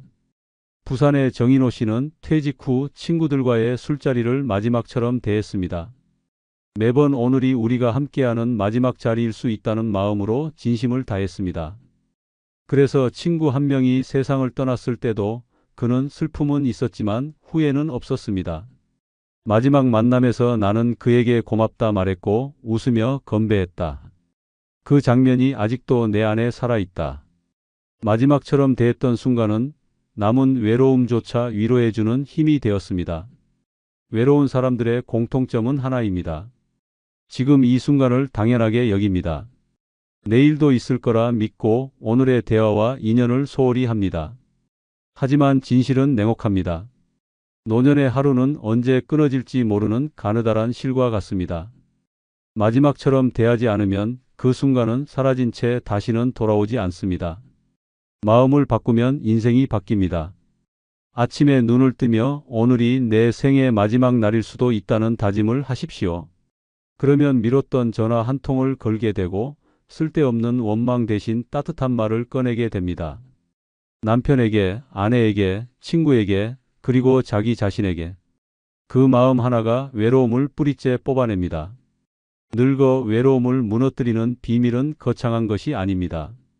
단지 모든 순간을 마지막처럼 소중히 여기는 마음입니다. 지금 웃는 얼굴, 지금 내뱉는 말, 지금 잡은 손길이 영원히 남는다고 믿어 보십시오. 그 순간을 품은 사람은 혼자 살아도 절대 외롭지 않습니다. 결국 마지막까지 살아남는 힘은 바로 이 마음에서 시작됩니다. 늙어 외로움을 물리치는 확실한 네 번째 방법은 새로운 곳을 탐방하며 활력을 얻는 것입니다. 외로움은 정체된 일상에서 피어납니다. 늘 같은 골목, 같은 집, 같은 의자에만 앉아 있으면 세상과 단절된 듯한 감옥 속에 갇히게 됩니다. 그러나 낯선 길을 걷고 새로운 풍경을 마주하는 순간 무너져 있던 마음은 다시 살아납니다. 서울 서대문에 사는 이은자 씨는 남편을 떠나보낸 뒤 방 안에서만 살았습니다. 아침에 눈을 떠도 할 일이 없었습니다.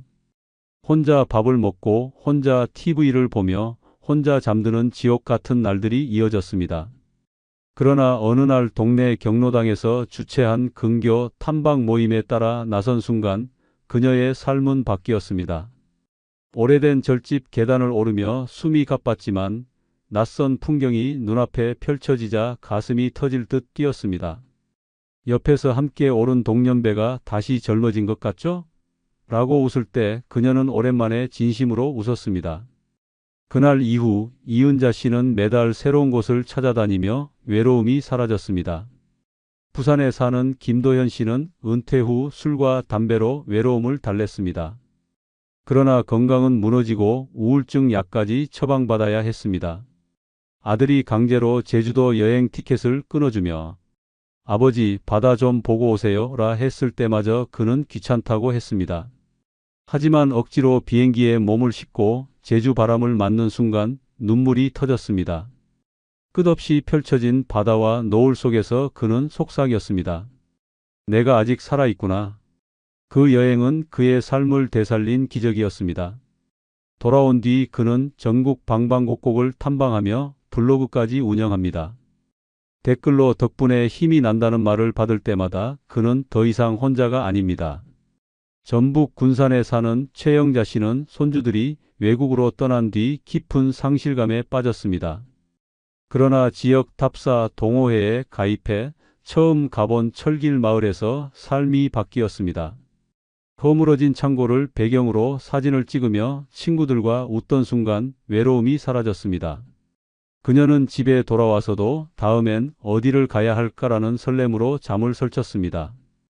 매주 새로운 도시를 탐방하면서 그녀는 오히려 젊은이들보다 더 바쁘고 활기차게 살아갑니다. 새로운 곳을 탐방하는 것은 단순한 구경이 아닙니다. 닫혀있던 마음을 흔들어 깨우는 폭발 같은 자극입니다. 같은 방, 같은 길에만 머물면 외로움은 썩은 물처럼 고입니다. 하지만 낯선 길에 발을 내딛는 순간 새로운 공기와 사람, 풍경이 들어와 영혼을 흔듭니다. 어떤 이는 동네 뒷산만 올라도 달라집니다. 오르는 길에서 옆 사람과 숨을 고르며 나누는 짧은 대화, 정상에서 함께 마시는 물 한 모금이 외로움의 독을 씻어냅니다. 또 다른 이는 가까운 시장만 가도 활력을 얻습니다. 낯선 상인과 나누는 짧은 농담, 새로운 음식의 맛은 곧 삶의 에너지가 됩니다. 외로움을 무너뜨리는 힘은 멀리 있지 않습니다. 한 발자국을 내딛는 용기, 낯선 길을 향한 작은 모험이 삶을 되살립니다. 늙어 외롭다고 방에만 숨어 있으면 그 외로움은 곧 병이 됩니다. 그러나 새로운 곳을 탐방하며 얻는 활력은 약보다 강력한 치료제입니다. 늙어 외로움을 물리치는 길은 결코 복잡하지 않습니다. 오늘 가보지 않은 길을 걸으십시오. 내일은 더 낯선 곳을 탐험하십시오. 그 순간 외로움은 당신을 더 이상 지배하지 못합니다. 새로운 곳이 곧 새로운 사람, 새로운 웃음, 새로운 삶을 불러옵니다. 활력은 멀리 있는 게 아닙니다. 지금 당장 발걸음을 옮기는 그 순간 이미 당신은 외로움을 이긴 승자가 됩니다. 늙어 외로움을 물리치는 확실한 5번째 방법은 혼자의 시간을 두려워하지 않고 즐기는 힘입니다. 외로움은 혼자 있는 것이 아니라 혼자를 두려워할 때 자라납니다. 방 안에 불이 켜져 있어도 혼자가 두려우면 그 불빛은 감옥의 조명처럼 차갑습니다. 그러나 혼자를 친구 삼는 순간 그 적막은 자유의 공간으로 변합니다. 경기도 고양에 사는 이정자 씨는 남편과 사별한 뒤 몇 년간 방에만 갇혀 살았습니다.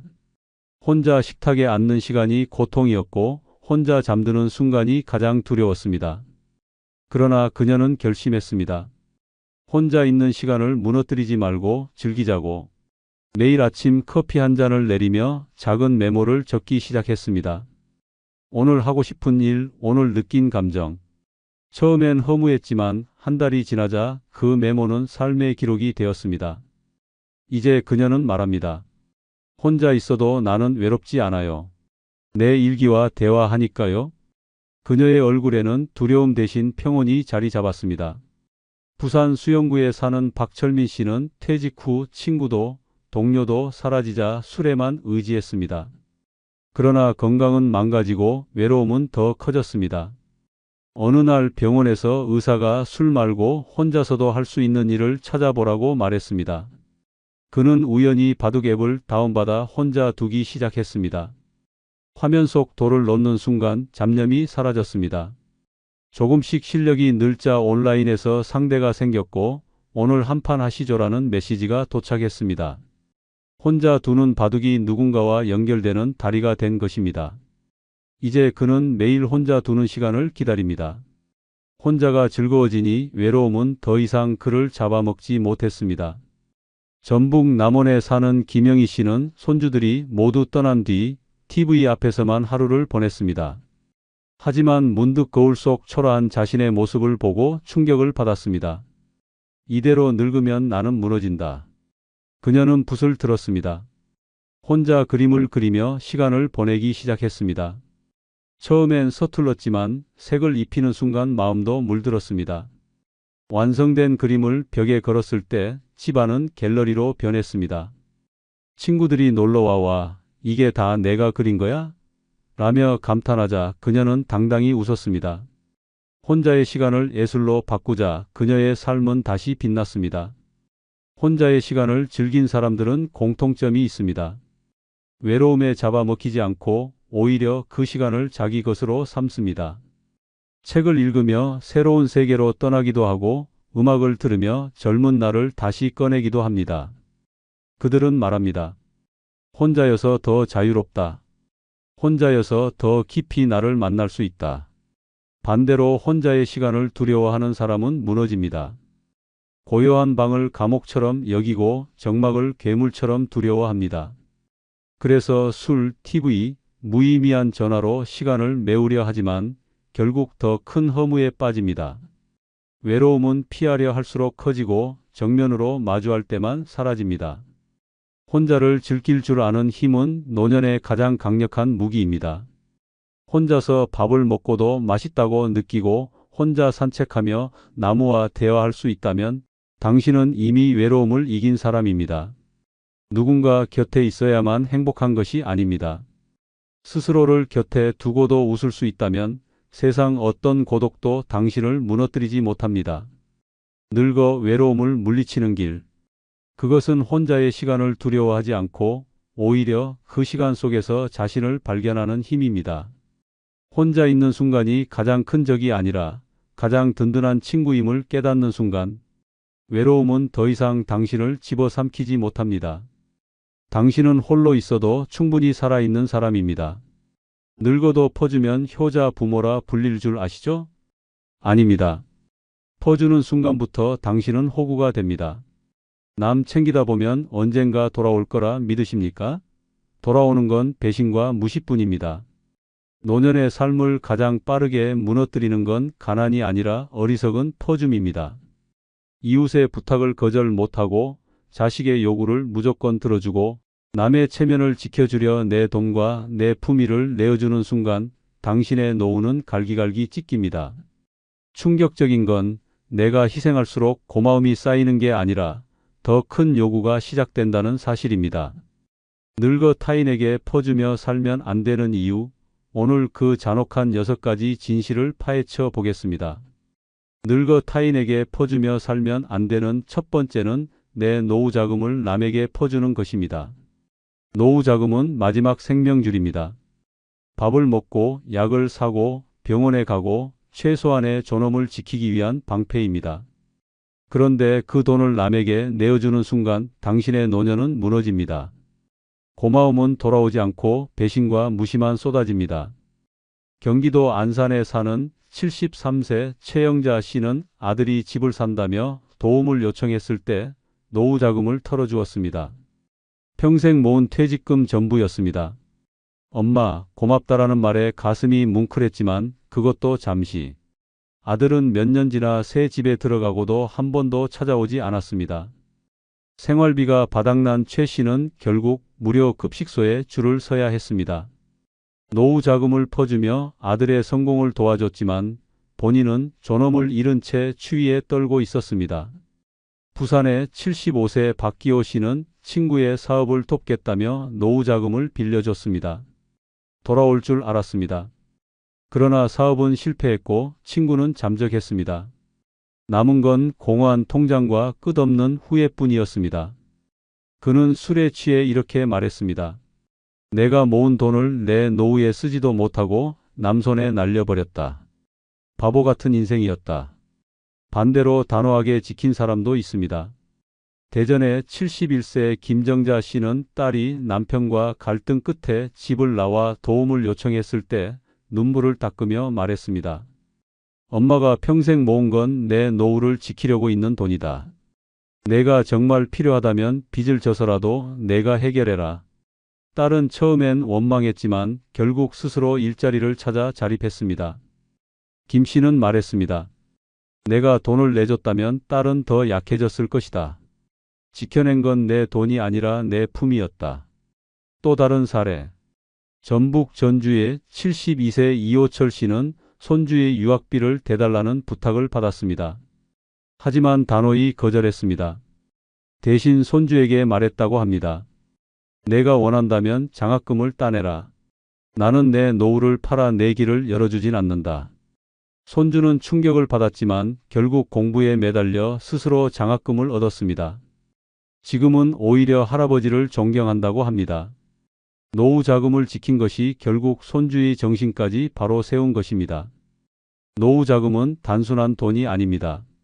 그것은 존엄이고 생명입니다. 그 돈이 있어야 병원에 갈 수 있고 약을 살 수 있고 추운 겨울 난방을 틀 수 있습니다. 남에게 퍼주는 순간 당신의 노년은 초라해집니다. 퍼준 상대는 당신을 존중하지 않습니다. 오히려 그 정도는 해주셔야죠 라며 요구만 더 커집니다. 냉정해야 합니다. 노후 자금은 아무리 가까운 자식이라도 아무리 친한 친구라도 내어줘서는 안 됩니다. 고마움을 바라며 퍼주는 순간 그 돈은 고마움으로 돌아오지 않고 무시와 멸시로 돌아옵니다. 노후 자금이 무너지면 당신의 존엄은 무너집니다. 이제는 단호히 말해야 합니다. 내 노후 자금은 내 마지막 생명줄이다. 누구에게도 줄 수 없다. 그것이 이기심이 아니라 생존입니다. 타인에게 퍼주며 살면 안 되는 가장 큰 이유, 바로 내 노후 자금을 잃는 순간 내 인생 전체가 무너진다는 사실입니다. 당신의 마지막 방패 반드시 지켜야 합니다. 늙어 타인에게 퍼주며 살면 안 되는 두 번째는 집을 담보로 대출받아 남에게 퍼주는 것입니다. 노년의 집은 단순한 건물이 아닙니다. 평생 땀과 눈물로 지켜낸 마지막 보루입니다. 그런데 그 집을 담보로 잡히는 순간 당신의 노년은 송두리째 흔들립니다. 남을 도우려 했던 선의가 결국 내 집 문 앞에서 쫓겨나는 비극으로 되돌아오는 것입니다. 서울에 사는 74세 장명자 씨는 아들이 사업을 한다며 돈이 급하다고 찾아왔습니다. 아들은 울먹이며 말했습니다. 엄마, 집 담보로만 대출 좀 받아주세요. 성공하면 콥절로 갚을게요. 결국 장 씨는 평생 살아온 집을 담보로 은행에서 대출을 받았습니다. 처음엔 아들이 고맙다며 절을 했습니다. 그러나 몇 년 지나지 않아 사업은 실패했고 대출금은 눈덩이처럼 불어났습니다. 은행 독촉장이 날아들고 결국 집은 경매로 넘어갔습니다. 장 씨는 평생 살아온 동네에서 쫓겨나 작은 월세방으로 옮겨야 했습니다. 아들을 살리려던 선택이 결국 본인을 파괴한 겁니다. 부산의 76세 김동철 씨는 친구를 돕기 위해 집을 담보로 돈을 빌려줬습니다. 친구는 형님 덕분에 목숨을 건졌다고 했습니다. 하지만 그 말은 몇 달도 가지 않았습니다. 친구는 도망치듯 사라졌고 남은 건 김 씨 이름으로 된 빚뿐이었습니다. 매달 나가는 이자에 연금은 바닥났습니다. 결국 집을 빼앗겼습니다. 동네 사람들은 그를 호구라 불렀습니다. 정과 의리로 지킨 친구가 결국 그의 노후를 송두리째 갉아먹은 것입니다. 반대로 단호하게 끄는 이도 있습니다. 대전의 71세 오미자 씨는 딸이 엄마, 전세 보증금이 급해요. 집 담보로 대출 좀 받아주세요 라며 울며 부탁했을 때 이렇게 말했습니다. 내 집은 내 마지막 숨통이다. 그걸 담보로 내주면 나는 길바닥에 놔앉는다. 딸은 처음엔 냉정하다며 등을 돌렸지만 결국 스스로 맞벌이를 하며 집을 마련했습니다. 오 씨는 말했습니다. 내가 그때 집을 내줬다면 지금 딸은 빚더미에 앉아 있었을 것이다. 거절이 결국 자식까지 살린 거였다. 또 다른 사례. 전남 광주의 72세 박기호 씨는 손주의 유학비를 위해 집 담보 대출을 고민했습니다. 그러나 옆집 노인이 충격적인 고백을 해줬습니다. 나도 그 길 걸어봤어. 결국 집 잃고 손주도 돌아오지 않더라. 그 말에 정신이 번쩍 든 박 씨는 대출을 포기했습니다. 손주는 처음엔 실망했지만 결국 국내 대학에 진학해 장학금을 받으며 오히려 더 독립심을 키웠습니다. 박 씨는 말했습니다. 내 집을 지킨 게 결국 내 손주에게도 본이 됐다. 집을 담보로 퍼주는 건 단순한 돈 문제가 아닙니다. 그것은 존엄의 붕괴입니다. 내 집은 내 마지막 방패입니다. 그 방패를 내려놓는 순간 당신은 은행 독촉에 시달리고 남의 집 월세살이에 쫓기며 남은 생을 살아야 합니다. 도움을 받은 사람은 고마워하지 않습니다. 오히려 이 정도는 해주셔야죠 라며 요구만 늘어납니다. 냉정해야 합니다. 내 집은 내가 살아온 증거이자 노년의 마지막 자존심입니다. 남을 위해 담보로 내놓는 순간 그것은 사랑이 아니라 자멸입니다. 기억하십시오. 늙어서 집을 잃는 건 단순히 벽과 지붕을 잃는 게 아닙니다. 당신의 역사, 당신의 존엄, 당신의 삶 전체를 잃는 것입니다. 집을 담보로 대출받아 퍼주는 순간 당신의 인생은 남이 아닌 은행의 손에 넘어갑니다. 남은 시간 지켜야 할 건 남의 부탁이 아닙니다. 바로 내 집, 내 노후, 내 존엄입니다. 늙어 타인에게 퍼주며 살면 안 되는 세 번째는 내 자식들에게 본의 안 되게 퍼주는 것입니다. 부모가 자식에게 베푸는 건 사랑일 수 있습니다. 하지만 한계를 모른 채 퍼주면 그건 교육이 아니라 망가뜨림입니다. 자식은 고마움을 배우는 게 아니라 무책임과 탐욕을 배우게 됩니다. 결국 부모의 퍼줌이 자식의 인생을 망치는 독이 되는 겁니다. 서울에 사는 73세 윤미자 씨는 평생 전략하며 모은 돈을 아들에게 아낌없이 퍼줬습니다. 집 장만할 때, 사업할 때, 심지어 카드값이 모자란다고 할 때도 돈을 건넸습니다. 하지만 충격적인 건 아들이 고마워하기는커녕 점점 더 무책임해졌다는 사실입니다. 엄마가 있으니까 괜찮다는 말은 사랑이 아니라 의존이었습니다. 결국 아들은 자기 힘으로는 아무것도 해내지 못하는 사람이 됐습니다. 윤 씨는 뒤늦게 깨달았습니다. 내가 퍼준 건 돈이 아니라 자식의 미래를 갉아먹는 칼이었다는 걸. 부산의 75세 박철수 씨도 같은 실수를 했습니다. 손주 학원비부터 며느리의 쇼핑비까지 대신 내줬습니다. 처음엔 본이 된다고 생각했습니다. 우리 집안은 서로 돕는다는 자랑이었습니다. 그러나 현실은 잔인했습니다. 자식들은 점점 더 당연하게 요구했고 박 씨가 거절하면 아버지가 인색하다는 말까지 돌아왔습니다. 더 큰 문제는 손주에게도 잘못된 본을 남겼다는 점이었습니다. 손주는 할아버지가 늘 돈을 내주니 부모에게조차 의존하는 버릇을 배웠습니다. 결국 퍼줌은 사랑이 아니라 세대를 망치는 독이 되어버렸습니다. 반대로 단호하게 선을 그은 사례도 있습니다. 대구의 71세 정혜자 씨는 아들이 결혼 후 돈을 빌려달라 했을 때 단호히 말했습니다. 이제 내 가정은 내가 지켜라. 나는 내 노후를 지킬 거다. 처음엔 싸늘한 반응이 돌아왔습니다. 하지만 시간이 지나며 아들은 스스로 서야 했고 결국 스스로 회사를 일궈냈습니다. 정 씨는 말합니다. 내가 돈을 퍼줬다면 지금 내 아들은 철부지로 남았을 것이다. 거절이야말로 최고의 본이었다. 또 다른 사례. 인천의 70세 김동현 씨는 손주 돌봄을 맡아달라는 부탁을 거절했습니다. 대신 너희가 함께 키워야 애가 부모 책임을 안다고 말했습니다. 주변에서는 매정하다고 했지만 손주는 오히려 부모와의 애착을 더 튼튼히 쌓았습니다. 김 씨는 웃으며 말했습니다. 내가 안 퍼준 게 결국 손주에게 가장 큰 선물이 됐다. 노년의 자식에게 퍼주는 건 사랑처럼 보이지만 본이 되지 않는 퍼줌은 독이 됩니다. 자식은 책임을 배우지 못하고 손주는 당연히 기대는 습관만 배우게 됩니다. 퍼주는 순간은 뿌듯할지 몰라도 결국 자식은 의존을, 손주는 버릇을, 부모는 고통을 떠안게 됩니다. 이제는 냉정해야 합니다. 내 자식에게 보여줘야 할 건 무조건적인 퍼줌이 아니라 책임과 절제의 본입니다. 부모의 사랑은 돈으로 증명되는 게 아니라 스스로 설 수 있는 힘을 길러주는 데 있습니다. 퍼주며 사랑을 증명하려는 순간 그건 사랑이 아니라 독이 됩니다. 노년은 본을 남기는 마지막 시간입니다. 내 자식이 평생 배워야 할 건 부모의 퍼줌이 아니라 부모의 절제입니다. 본이 안 되는 퍼줌은 결국 내 인생도 망치고 자식 인생도 망칩니다. 이제는 멈춰야 합니다. 남은 시간 내 행복을 지키는 것, 그것이 자식에게 줄 수 있는 마지막이자 가장 값진 본입니다. 늙어 타인에게 퍼주며 살면 안 되는 네 번째는 내 노년의 품위를 버려가며 퍼주는 것입니다. 돈을 내주는 것보다 더 무서운 건 내 존엄을 무너뜨리며까지 남에게 맞추는 일입니다. 밥값조차 아끼며 내 몸을 굽히고 내 얼굴에 침을 맞아도 웃으며 지갑을 여는 순간 당신의 품위는 사라지고 맙니다.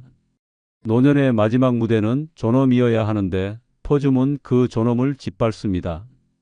경기도 안양에 사는 74세 김순애 씨는 모임에서 늘 밥값을 냈습니다.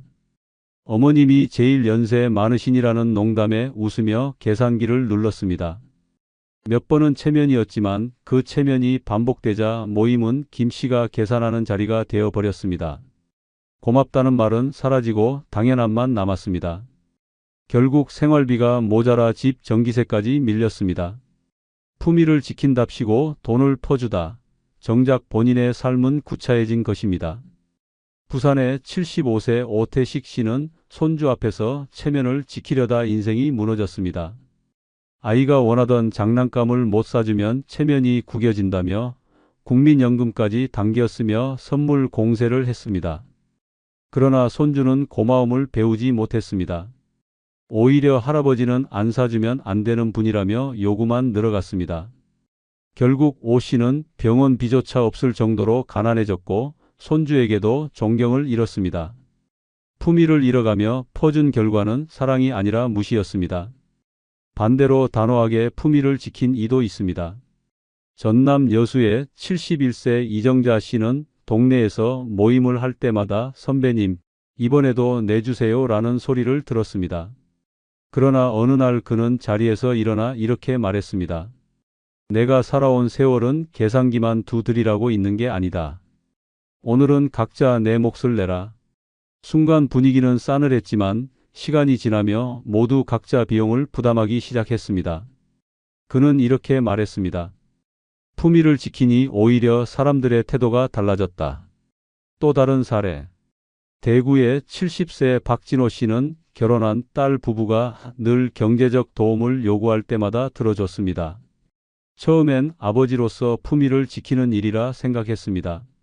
하지만 어느 순간부터 사위의 말투가 변했습니다. 장인어른, 이번에도 좀 부탁드립니다.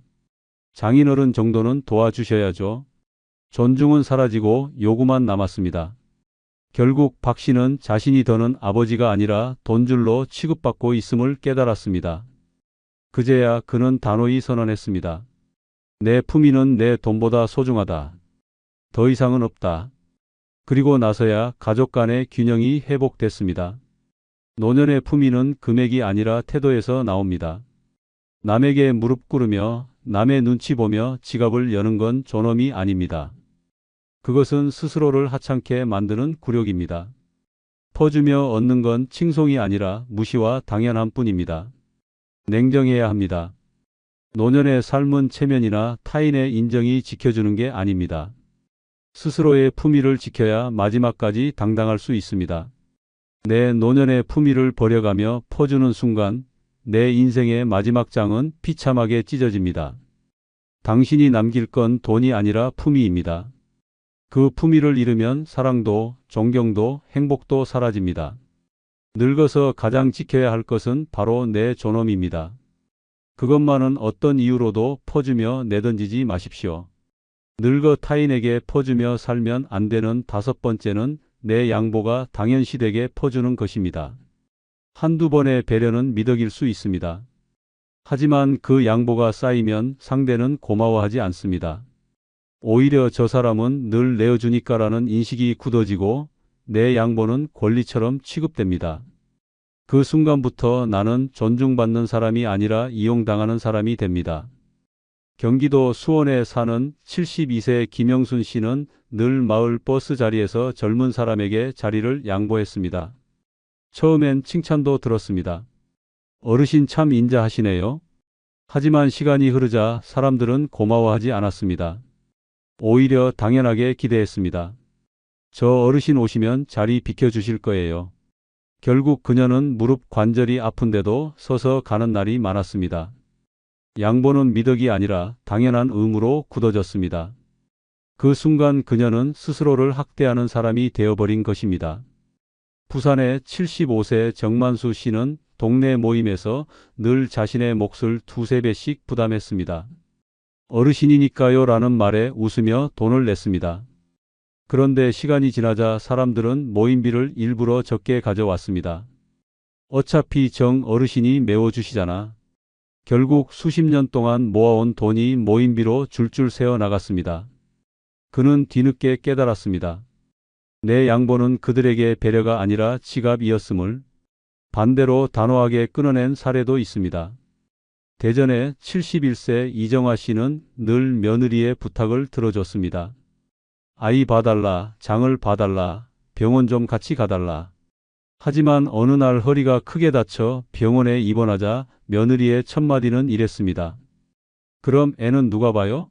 그 순간 그녀는 깨달았습니다. 내 양보가 당연해졌구나. 병실에서 눈물을 닦으며 결심했습니다. 더 이상 퍼주지 않겠다고. 퇴원 후 며느리의 부탁에 단호히 말했습니다. 이제 내 몫은 내가 해라. 처음엔 며느리가 섭섭해했지만 시간이 지나자 오히려 스스로 책임을 지는 법을 배웠습니다. 이정화 씨는 말했습니다.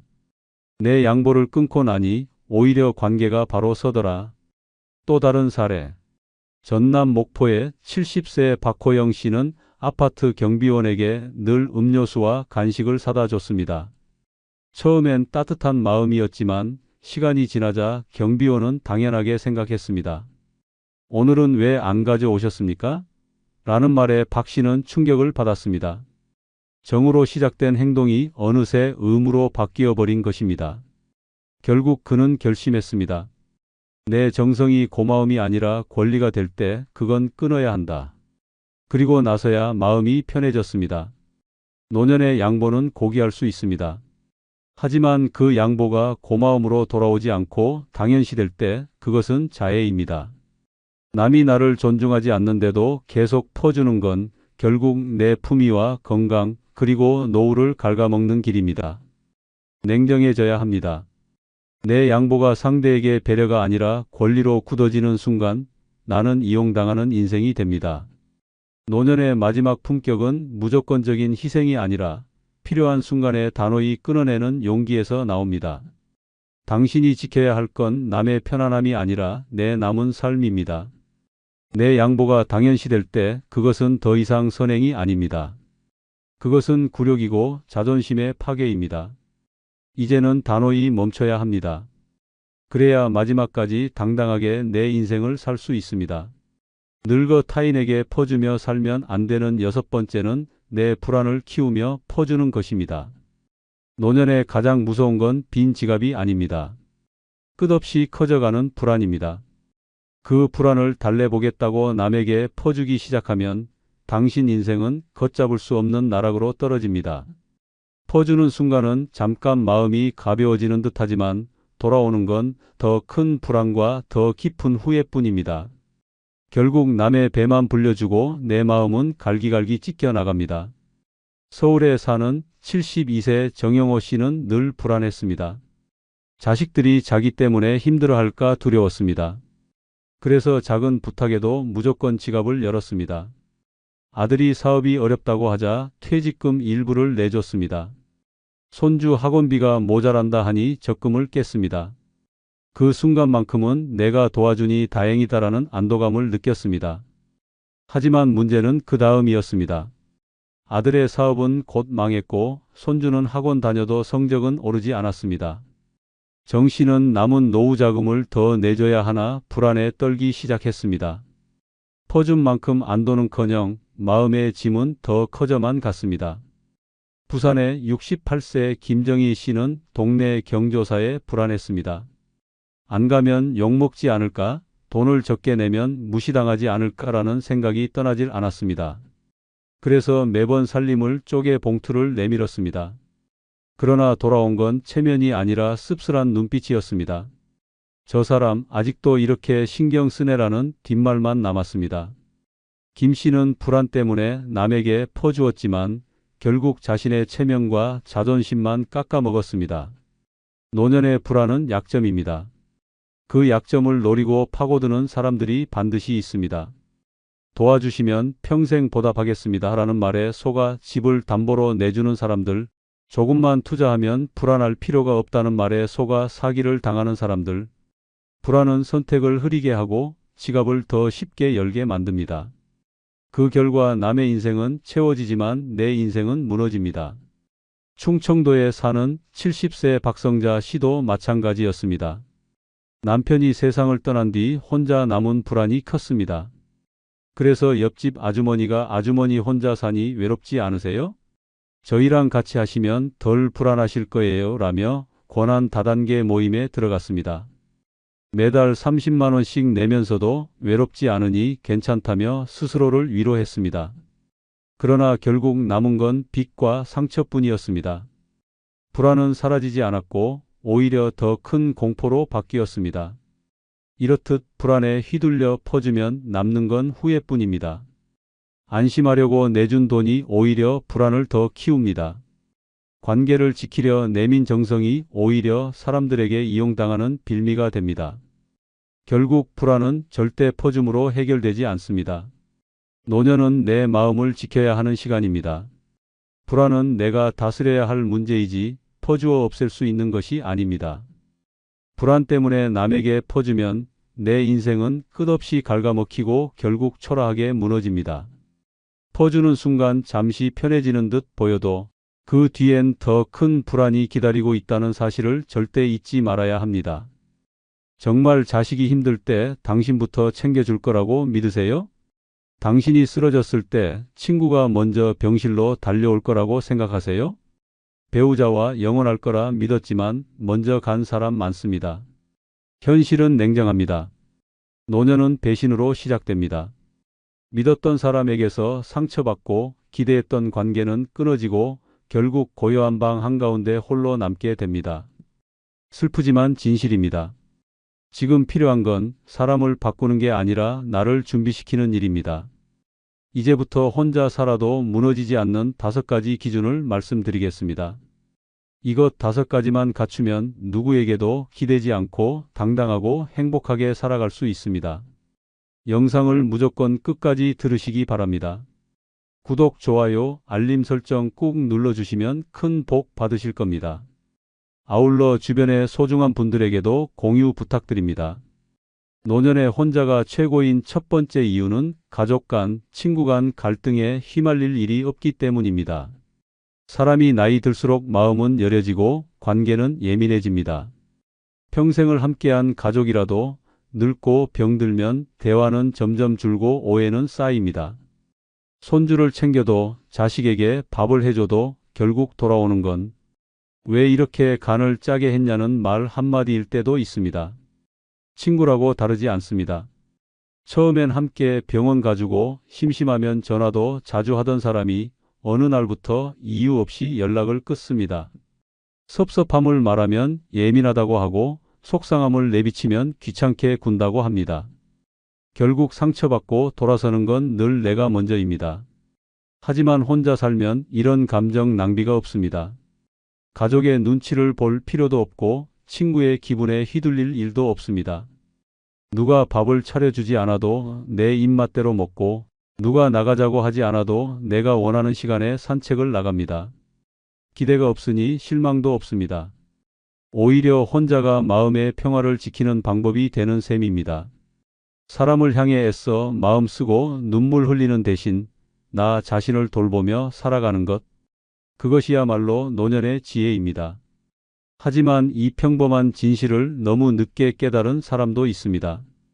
경기도 안산에 사는 69세 서정자 씨는 남편과 사별한 후 아들 내외와 함께 살기로 했습니다. 아들은 엄마 혼자 두면 걱정돼서 그래요라며 집으로 모셔왔고 처음엔 모든 게 괜찮았습니다. 손주들도 잘 따랐고 며느리도 예의를 지켰습니다. 문제는 시간이 흐르며 서서히 시작됐습니다. 서 씨가 손주 저녁밥을 챙기지 못한 날 며느리의 표정이 싸늘해졌습니다. 말은 없었지만 분위기로 알 수 있었습니다. 어느 날은 TV를 보며 한숨을 쉬었을 뿐인데 아들이 짜증 섞인 목소리로 말했습니다. 엄마, 제발 좀 예민하게 굴지 마. 서 씨는 말없이 방으로 들어가 울었습니다. 서운하다는 말을 할 수도 없었습니다. 그렇게 6개월이 흘렀고 서 씨는 어느 날 밤 조용히 짐을 쌌습니다. 지금은 근처 원룸에서 혼자 지냅니다. 처음엔 눈물이 났지만 이제는 그 눈물이 멈췄다고 합니다. 마음이 조용해졌어요. 밥은 대충 먹어도 기분은 안 상하니까요. 그녀는 이렇게 말했습니다. 가족끼리 사는 게 늘 따뜻하진 않더라고요. 오히려 정을 지키려면 거리가 필요한 법이에요. 반면 처음부터 혼자 살며 마음의 평화를 지켜온 이도 있습니다. 전라남도 순천에 사는 73세 정화섭 씨는 은퇴 후 곧바로 자식들과 거리 두기를 선언했습니다. 자식은 외국에 있고 주변 친척도 드물었지만 그는 개의치 않았습니다. 친구들도 한두 번 모임에서 빠지자 금세 연락이 끊겼지만 정 씨는 전혀 섭섭해하지 않았습니다. 그는 이렇게 말합니다. 원래 그런 겁니다. 필요할 땐 곁에 있고 아닐 땐 사라지는 게 사람입니다. 그러니 기대하지 않는 게 마음이 편해요. 정 씨는 매일 아침 제 시간에 일어나 소박하게 아침을 차려 먹고 오후엔 버스를 타고 도서관에 갑니다. 저녁에는 동네 슈퍼 아주머니와 짧은 인사를 나누고 돌아와 라디오를 들으며 하루를 마칩니다. 누가 밥을 차려주진 않지만 눈치 보며 밥 먹을 일도 없습니다. 누구와 감정을 섞진 않지만 상처받을 일도 없습니다. 그는 말합니다. 혼자 있으니 내가 나를 지킬 수 있게 되더군요. 이제는 누구도 내 평화를 흔들 수 없어요. 두 사람의 이야기는 상반되지만 결론은 같습니다. 혼자일 때 비로소 지켜지는 마음이 있다는 사실. 그 마음이 평화롭고 단단할수록 노후는 덜 흔들립니다. 그리고 그 시작은 관계에서 한 발 물러서고 나 자신과 함께 살아가는 선택에서 비롯됩니다. 그래서 노년의 혼자라는 건 고독이 아니라 가장 평온한 생존 방식일지도 모릅니다. 노년의 혼자가 최고인 두 번째 이유는 재산을 지키는 가장 확실한 방법이 혼자 사는 것이기 때문입니다. 나이 들어 모은 돈은 단순한 자산이 아닙니다. 젊은 날 허리띠 졸라매며 버틴 세월, 아픈 몸 끌고 일한 시간, 남들 놀 때 일했던 희생이 담긴 결과물입니다. 그런데 정작 그 소중한 재산을 지키는 건 돈을 모을 때보다 훨씬 어렵습니다. 노년기에 벌어지는 재산 분쟁은 대부분 가까운 사람에게서 시작됩니다. 자식이 손을 벌리고 형제가 유산을 놓고 다투고 심지어 오랜 친구나 이웃이 돈을 빌렸다가 갚지 않는 일도 흔합니다. 아프면 보호자인 척하며 병원비를 이유로 통장을 가져가고 외로움을 틈타 재혼을 제안하며 재산을 노리는 사람도 있습니다. 그리고 이런 일들은 예상치 못한 순간에 벌어집니다. 혼자 살면 이런 위험을 막을 수 있습니다. 누구에게도 재산을 노출하지 않고 누구에게도 결정을 맡기지 않기 때문에 내 돈의 흐름과 주인은 오직 나 하나입니다. 자식에게 용돈을 줄 수도 있지만 그것이 의무가 되지는 않습니다. 누구와도 공동명의를 하지 않으니 어떤 계약도 내 손으로 결정하고 서명합니다. 마음이 약해질 틈 없이 오롯이 나를 지킬 수 있는 가장 강한 방패가 바로 혼자라는 선택입니다. 이 단순한 진실을 몰라 후회한 사람도 있고 일찍 깨달아 재산을 지킨 사람도 있습니다. 경북 구미에 사는 74세 정진호 씨는 아내를 먼저 떠나보내고 큰아들과 함께 살기로 했습니다. 아들은 아버지 연세도 있고 혼자 두면 불안해서요 라며 정 씨를 집으로 모셔왔고 처음엔 효심이라 믿었습니다. 그러다 정 씨가 감기 몸살로 며칠 아팠던 어느 날 아들은 병원비를 대신 내주겠다며 통장을 건넬 것을 요구했습니다. 어차피 제가 나중에 상속받을 건데 지금부터 관리해 드리는 게 낫잖아요. 정 씨는 처음엔 거절했지만 아들의 설득과 며느리의 눈치에 밀려 결국 통장을 넘겼습니다. 그리고 1년이 지나지 않아 정 씨는 기초생활수급 신청을 해야 했습니다. 통장에는 30만 원도 남아있지 않았고 아들은 아버지 병원비며 생활비며 다 썼다는 말만 되풀이했습니다. 정 씨는 말합니다. 내가 죽을 때 가져갈 돈은 없어도 최소한 내 인생의 마무리는 내가 선택하고 싶었어요. 그런데 그걸 못 지킨 겁니다. 반면 강원도 속초에 사는 70세 이명숙 씨는 남편이 세상을 떠난 뒤 단 하루도 자식 집에 얹혀 산 적이 없습니다. 아들이 집을 사줄 테니 이사 오라고 했지만 임 씨는 거절했습니다. 집은 내가 산 집에서 돈은 내가 번 돈으로 남은 인생은 내가 결정할 거야. 그 말은 허세가 아니었습니다. 임 씨는 매달 국민연금과 임대소득으로 살아갑니다. 적지만 규칙적인 수입 덕에 생활은 불편하지 않았고 큰 지출을 막기 위해 모든 비용은 본인이 직접 통장과 노트에 적었습니다. 작은 투자도 누가 함께 하자고 해도 손대지 않았습니다. 주변 친구들 몇몇은 자식에게 보증 섰다가 재산을 날렸지만 임 씨는 그런 일에 단 한 번도 휘말리지 않았습니다. 그녀는 말합니다. 자식도 믿고 싶죠. 하지만 내 돈이 없으면 결국 내가 내 인생에서 밀려나는 겁니다. 혼자 살면요. 나만 알고 나만 쓰니까 안전해요. 외롭다는 말보다 무서운 건 돈 잃고 마음까지 잃는 거예요. 정진호 씨는 통장을 잃고 자유를 잃었습니다. 이명숙 씨는 혼자였기에 돈도 자존심도 지킬 수 있었습니다. 노년의 재산은 단순한 숫자가 아닙니다. 내 권리이고 내 자존심이며 내 마지막 결정권입니다. 그 소중한 것을 지킬 수 있는 가장 강력한 선택은 누군가에게 기대지 않는 삶, 바로 혼자인 삶입니다. 노년의 혼자가 최고인 세 번째 이유는 만나고 싶은 사람만 골라서 만날 수 있기 때문입니다. 늙는다는 건 관계가 줄어드는 것이 아니라 불필요한 관계를 덜어내는 과정입니다. 예전에는 직장 때문에, 자식 때문에, 사돈 때문에 어쩔 수 없이 만나야 했던 사람들도 있습니다. 좋아하지 않아도 웃어야 했고 듣기 싫은 말에도 고개를 끄덕여야 했습니다. 그런데 노년에는 다릅니다. 혼자 살면 누굴 만날지부터 내가 선택할 수 있습니다. 보고 싶지 않으면 안 보면 됩니다. 혼자 사는 가장 큰 자유는 바로 이 인간관계의 선택권입니다. 억지로 약속을 잡지 않아도 되고 매번 술자리에 끌려가지 않아도 됩니다. 보고 싶은 친구가 있으면 여유 있는 시간에 천천히 만나면 됩니다. 부담도 없고 눈치도 없습니다.